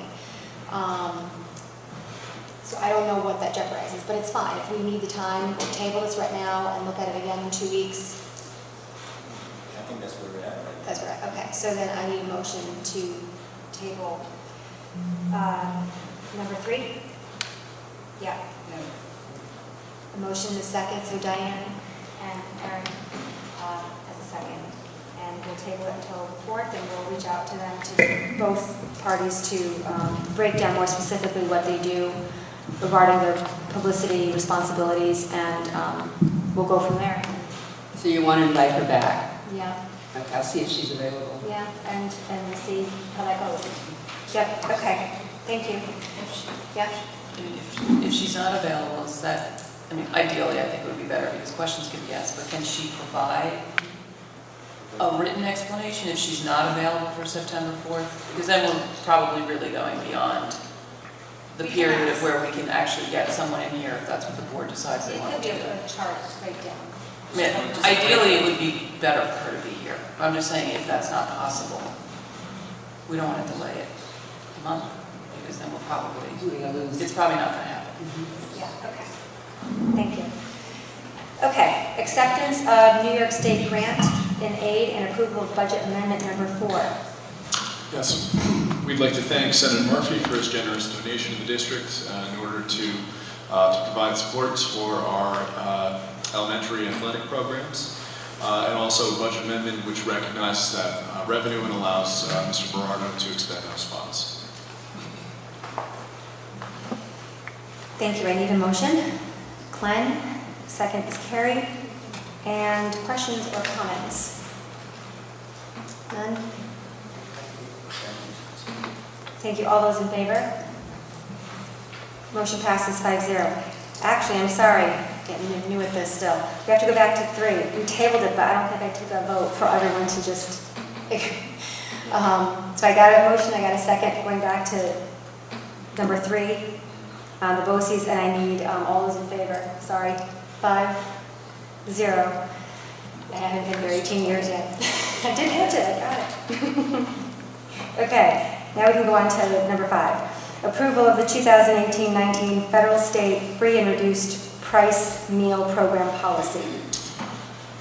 This is an annual requirement for the district to participate in the USDA program for free and reduced meals. Provides for guidelines for non-discrimination practices, eligibility requirements, record retention, and a hearing procedure for appeals. Okay. I need a motion. Diane, second. Eric, any questions or comments? Okay, all those in favor? Motion passes 5-0. Approval of 2017-18 health services contracts with A, South Huntington Central School District, B, Bedford Central School District, and C, New Rochelle Central School District.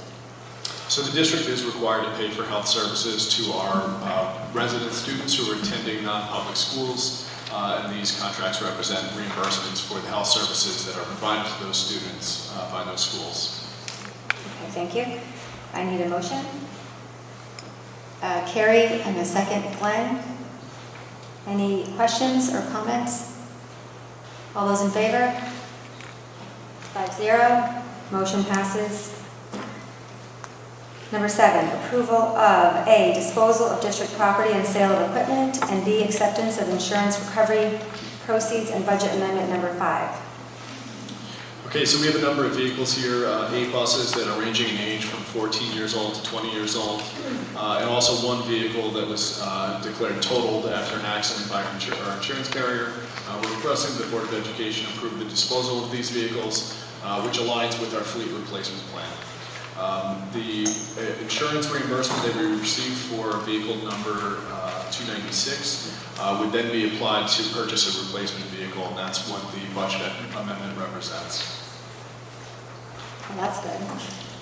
Got something for it. Okay, may I have a motion? Carrie, and a second, Diane. Any questions or comments? All right, seeing none, may I have a vote? 5-0. Motion passes 5-0. Thank you.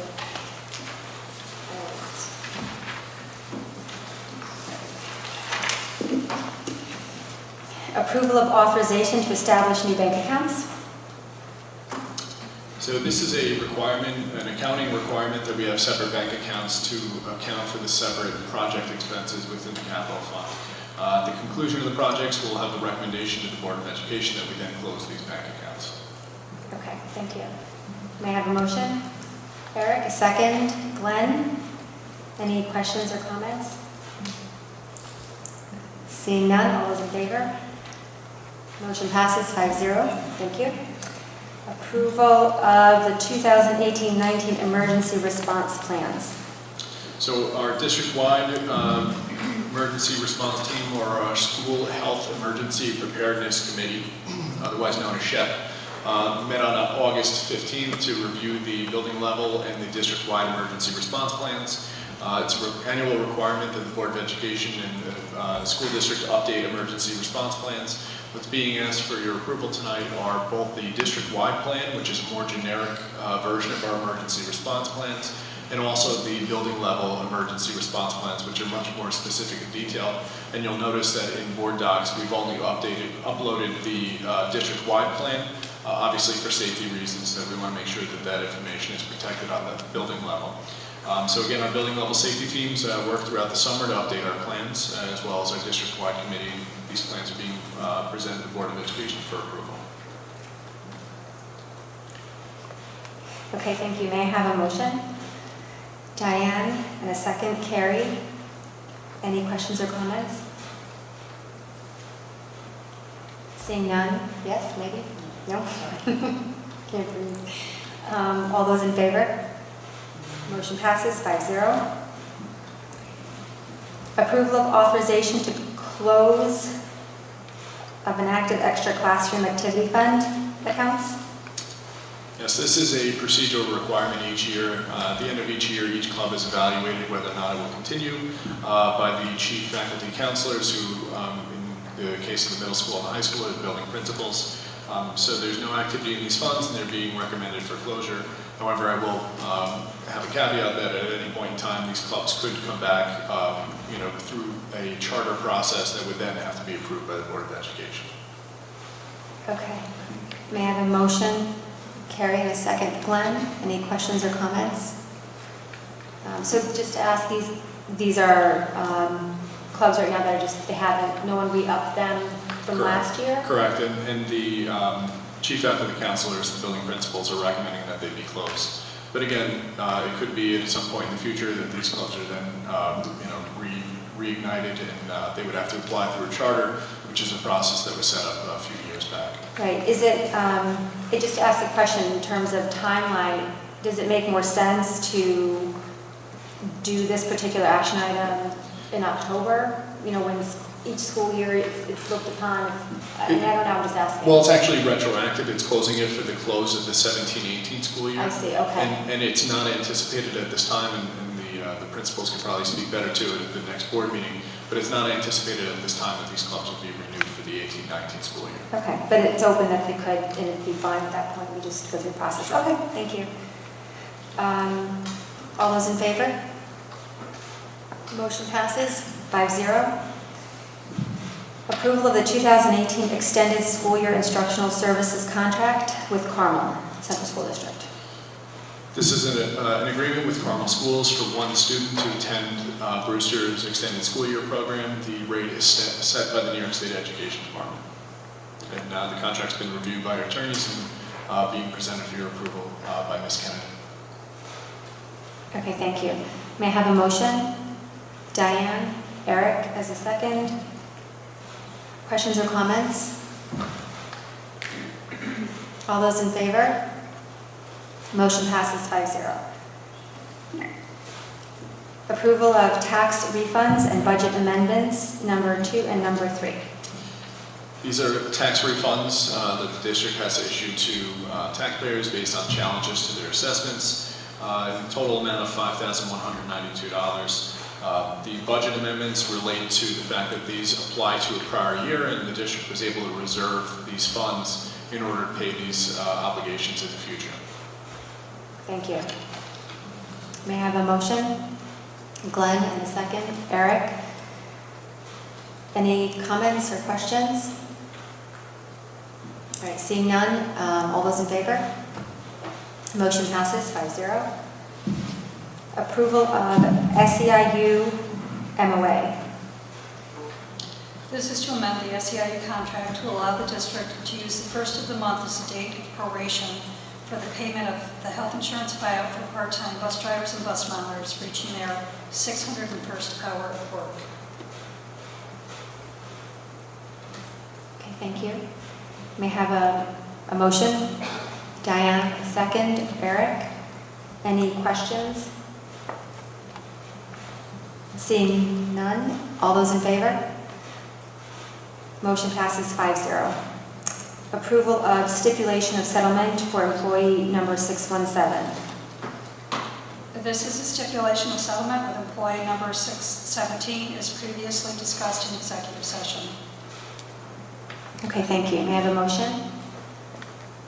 Diane, and a second. Glenn? Any questions? All those in favor? Motion passes 5-0. Approval of side letter agreement with the clerical chapter of the BTA. This is a side letter agreement with the clerical chapter of the BTA, employee number 2628, to move her up a step so she will not receive less money by taking a promotion. Okay, may I have a motion? Carrie, and a second. Eric? Any questions or comments? Seeing none, all those in favor? Motion passes 5-0. Approval of organizations that raise funds on behalf of the district. Yes, thank you.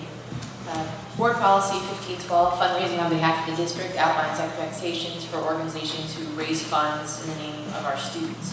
There are 4 organizations who have submitted appropriate documentation and who meet the expectations for the 2018-19 school year. So we'd like to thank the organizations and acknowledge them for their role that they played in enhancing the experience for our students, and we submit them for your approval. Thank you. May I have a motion? Diane, in a second. Glenn? Any questions or comments? Seeing none, all those in favor? Motion passes 5-0. Okay. Approval of the 2018-19 professional learning plan. Yes, thank you. The professional learning plan is an annual requirement. This plan was developed with the assistance of the professional learning team, whose members are listed on the front of the document, as well as other groups such as Innovators Collegial Circle, K-5 liaisons, new educators, as well as many informal conversations with staff members. We believe that we're putting forward a plan that outlines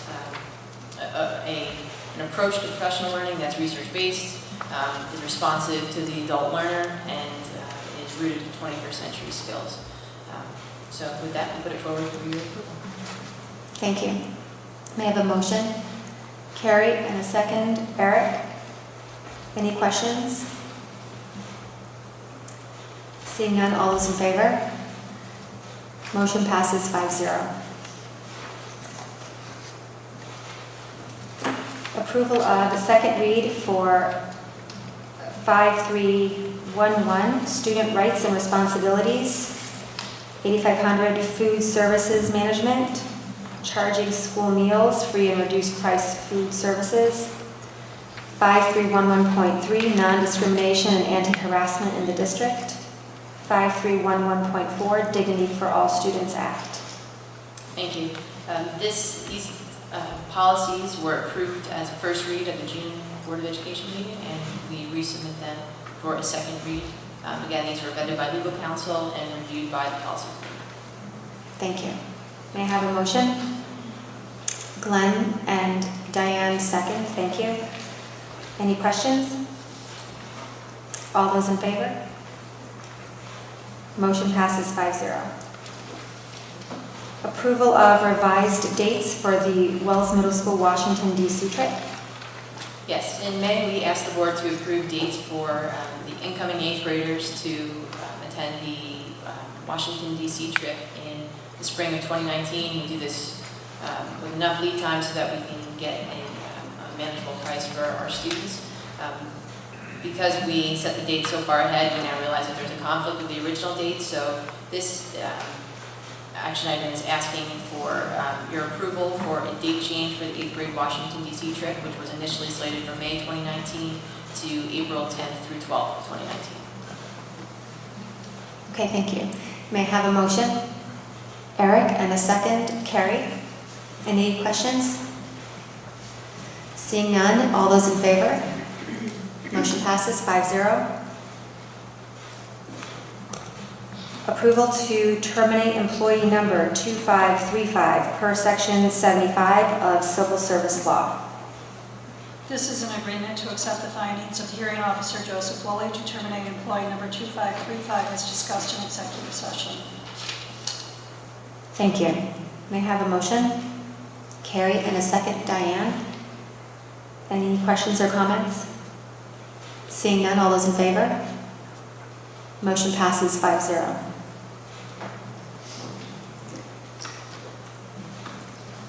Approval of contract with Richard Rajan for appointment, provisional school information systems data manager.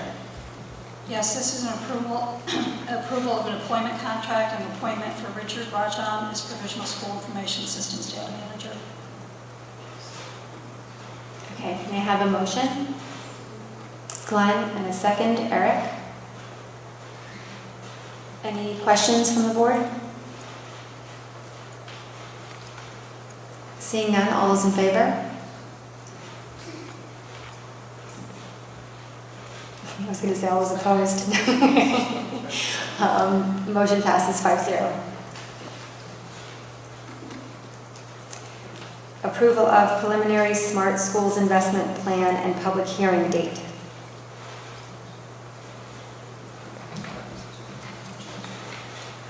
Right. So I'll take a motion for that, please. Eric, and a second, Glenn. Do we have any questions? Let me just check my own notes.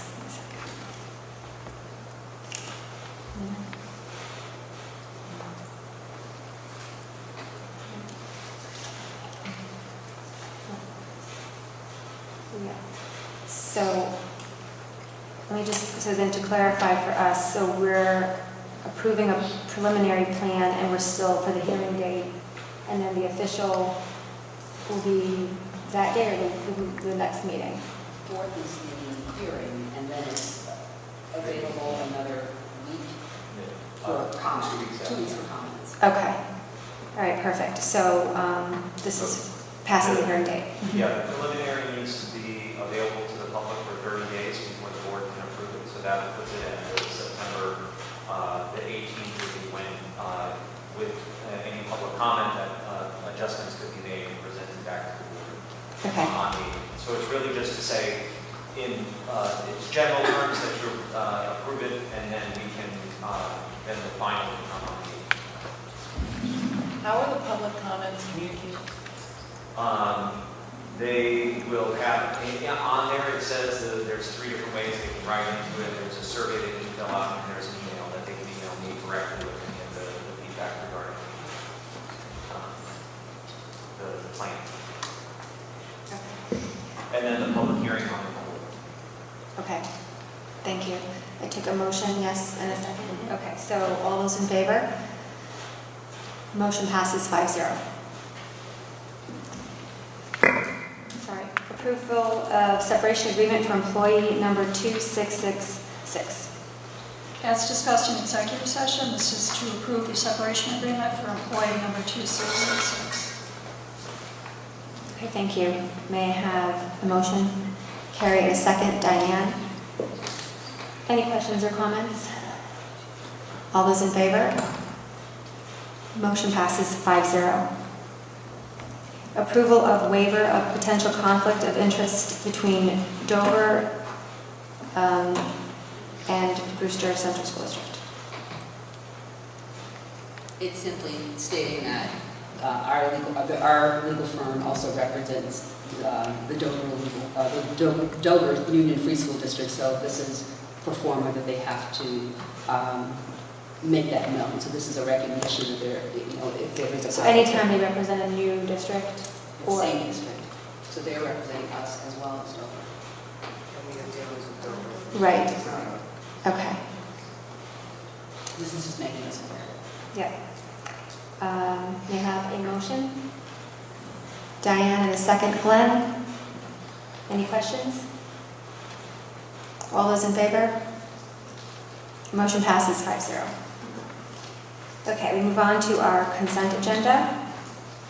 May I have a motion? Carrie, and a second. Diane. Do we have any questions on the consent agenda?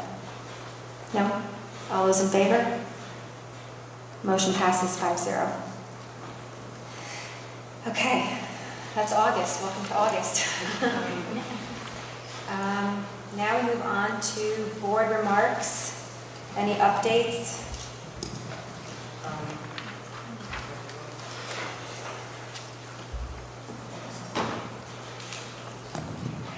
Okay, just a quick little update.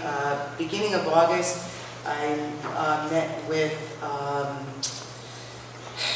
Maria Ingracia, who's the Director of Constituent Services for Sean Patrick Maloney, who represents our 18th district. It was an opportunity for me and several other school districts to talk about the needs of our district. NISBA put all of this together. They have talking points, for the federal level as to what we're looking for. Obviously, tax reform is on the agenda. There is additional discussion on technology, building 21st century internet skills, and actually it's the 21st Century Internet Act. Obviously, the big message I sent was funding. That the taxpayers are paying more than their fair share here in Brewster, and obviously that was echoed by other districts as well. And so Maloney is very supportive of schools. He's very supportive of our students with disabilities, and Ms. Ingracia was, sure to make sure that the message got across, and that Brewster, is going to keep pounding on the doors, and we're going to, not go away, and we're looking for change, and we're looking for help. So that was my day in August. Next. Thank you. No? Eric, did you want to give maybe some key points? I think you went to a legal seminar.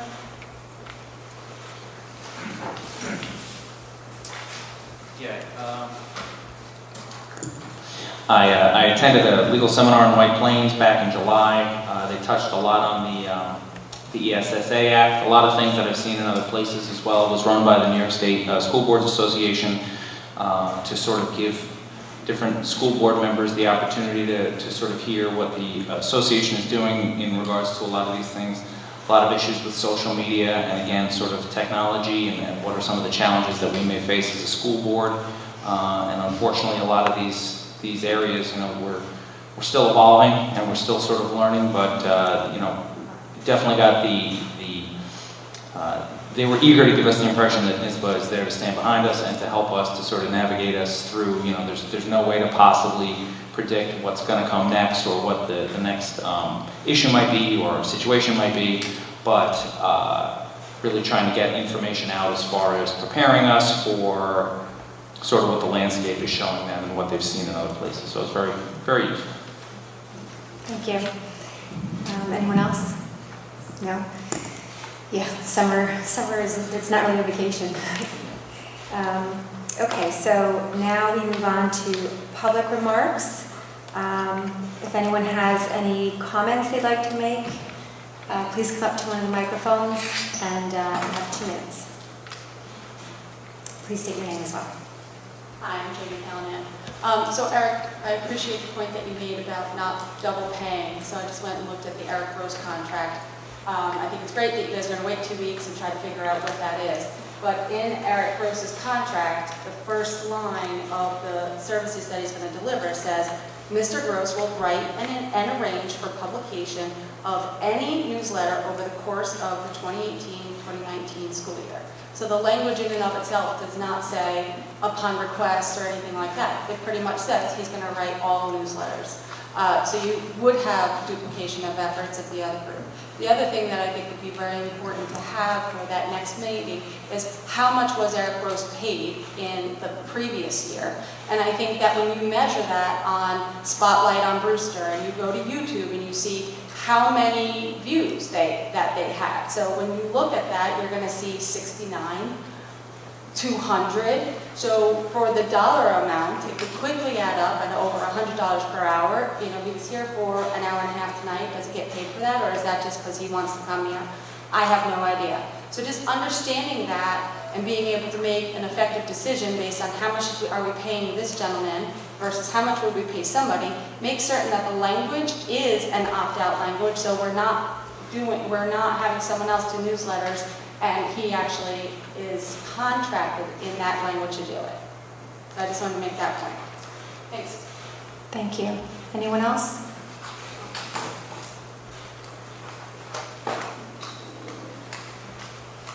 My name is Karen Dovey. I just have a question. When you talked about the search for a new superintendent, and I was hoping that maybe you could clarify at least for me to understand a little bit better. Could you clarify how the search process for a superintendent through BOCES differs or is similar to how the search process when you're looking for a teacher or related service? So when you say that you're going through BOCES, I know I'm familiar with the process when you look for a teacher or related service, you go through OLAS, it's posted, people respond, and then it gets sent to the districts that you're applying for. How does BOCES differ in their search looking for a superintendent? Is it similar that they post on the website and anyone who would be interested would just apply? Do they do more of like a headhunter looking to try to find more similarities with the vision or the goal that the district has and the Board of Ed? I just, when you had said the other two, when you talked about videos and looking, it sounded, at least it's different from how OLAS does it, and I wasn't sure how BOCES search differs than how it searches for a teacher or a related service provider. I don't know if you could answer that, or if maybe you could find that out. That would be really interesting. Thank you. Yes. So I think when we present again in 2 weeks, we can add that information into the presentation for clarity. Thank you. Anyone else?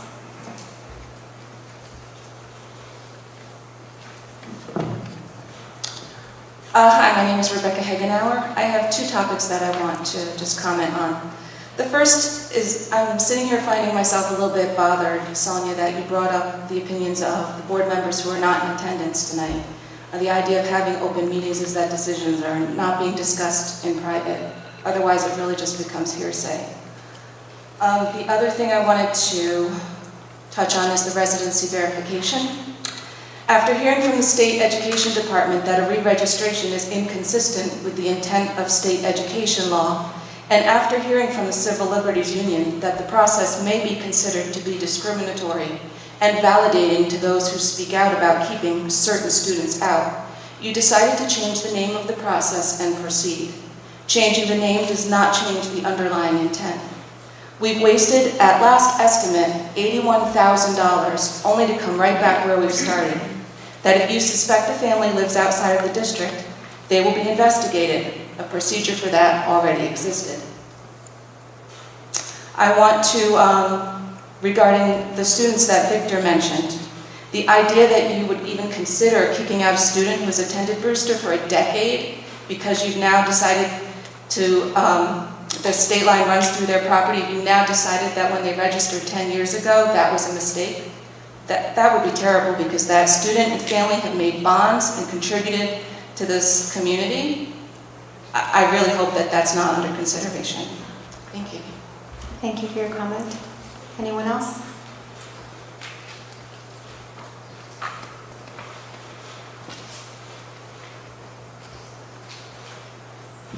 Hi, my name is Lou Riolo. I just have a couple of questions. Usually I'm at one of these meetings most of the time of the year, so this is the second one I was able to attend. But it's regarding the re-registration. First thing, will the district do a benefit cost analysis of the expenses they expended on this versus the number of students? You know, because I've watched the videos and I've seen the social media. There's 100, there's 300, there's 50, there's 20. I mean, obviously we don't know, and I get that, and that's what the purpose of this. But are we going to do a cost analysis to state whether this process, and being a high school principal, I know there's a process already set up to find people who are no longer or not residents. We do it, but this process, cost-benefit analysis, really makes sense to do, and it may make sense, it may not make sense. The second question is more of a legal concern. I've heard, and I've watched it, on social media, but also here on the videos, people saying employees of this district have pointed out, and I'm assuming to the public, information regarding our students. And maybe, Victor, you can answer this question with regards to NYSER. Are our employees then indemnified if the AG's office or OCR decides to come after us? Do you know if NYSER will guarantee our indemnification because of that? Sir, it's a public comment, so if there's a follow-up with questions, we can follow up. Oh, that's fine. He may, Yeah. that's fine, because that's important. The last thing is, what happens if people decide not to register? What are the implications? I just want to know that. But the legal part is, even for our own safety of our own employees, that's a big deal. So, I appreciate it. Thank you so much. Thank you.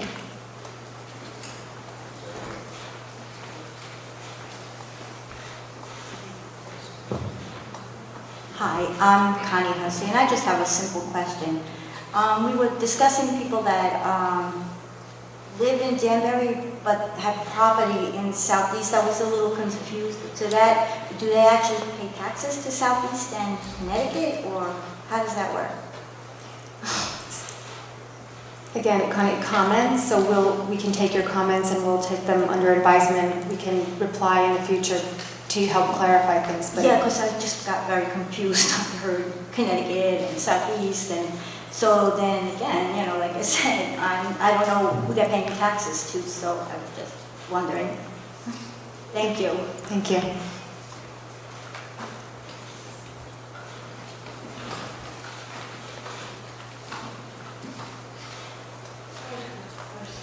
Tricia O'Gorman. On a lighter note, there's 2 huge potholes entering the high school. Is the paving company going to fix those too? Because it's really, really, really bad. Just didn't know if they were hired also to do patching around the rest of the district roads. Just curious. Thanks. Okay. Thank you. Anyone else? Thank you, everyone. So I made notes on a lot of the questions that came up tonight and the comments, and we will incorporate that to make sure we get answers out. If anyone specifically wants an answer more immediately, please feel free to email the board and we can go from there. Again, thank you for coming, and actually, at the end, I don't believe we have an executive session tonight since we had our meeting earlier. It's a long enough meeting. So I just need a motion to adjourn. Diane, and a second from Glenn. Thank you very much.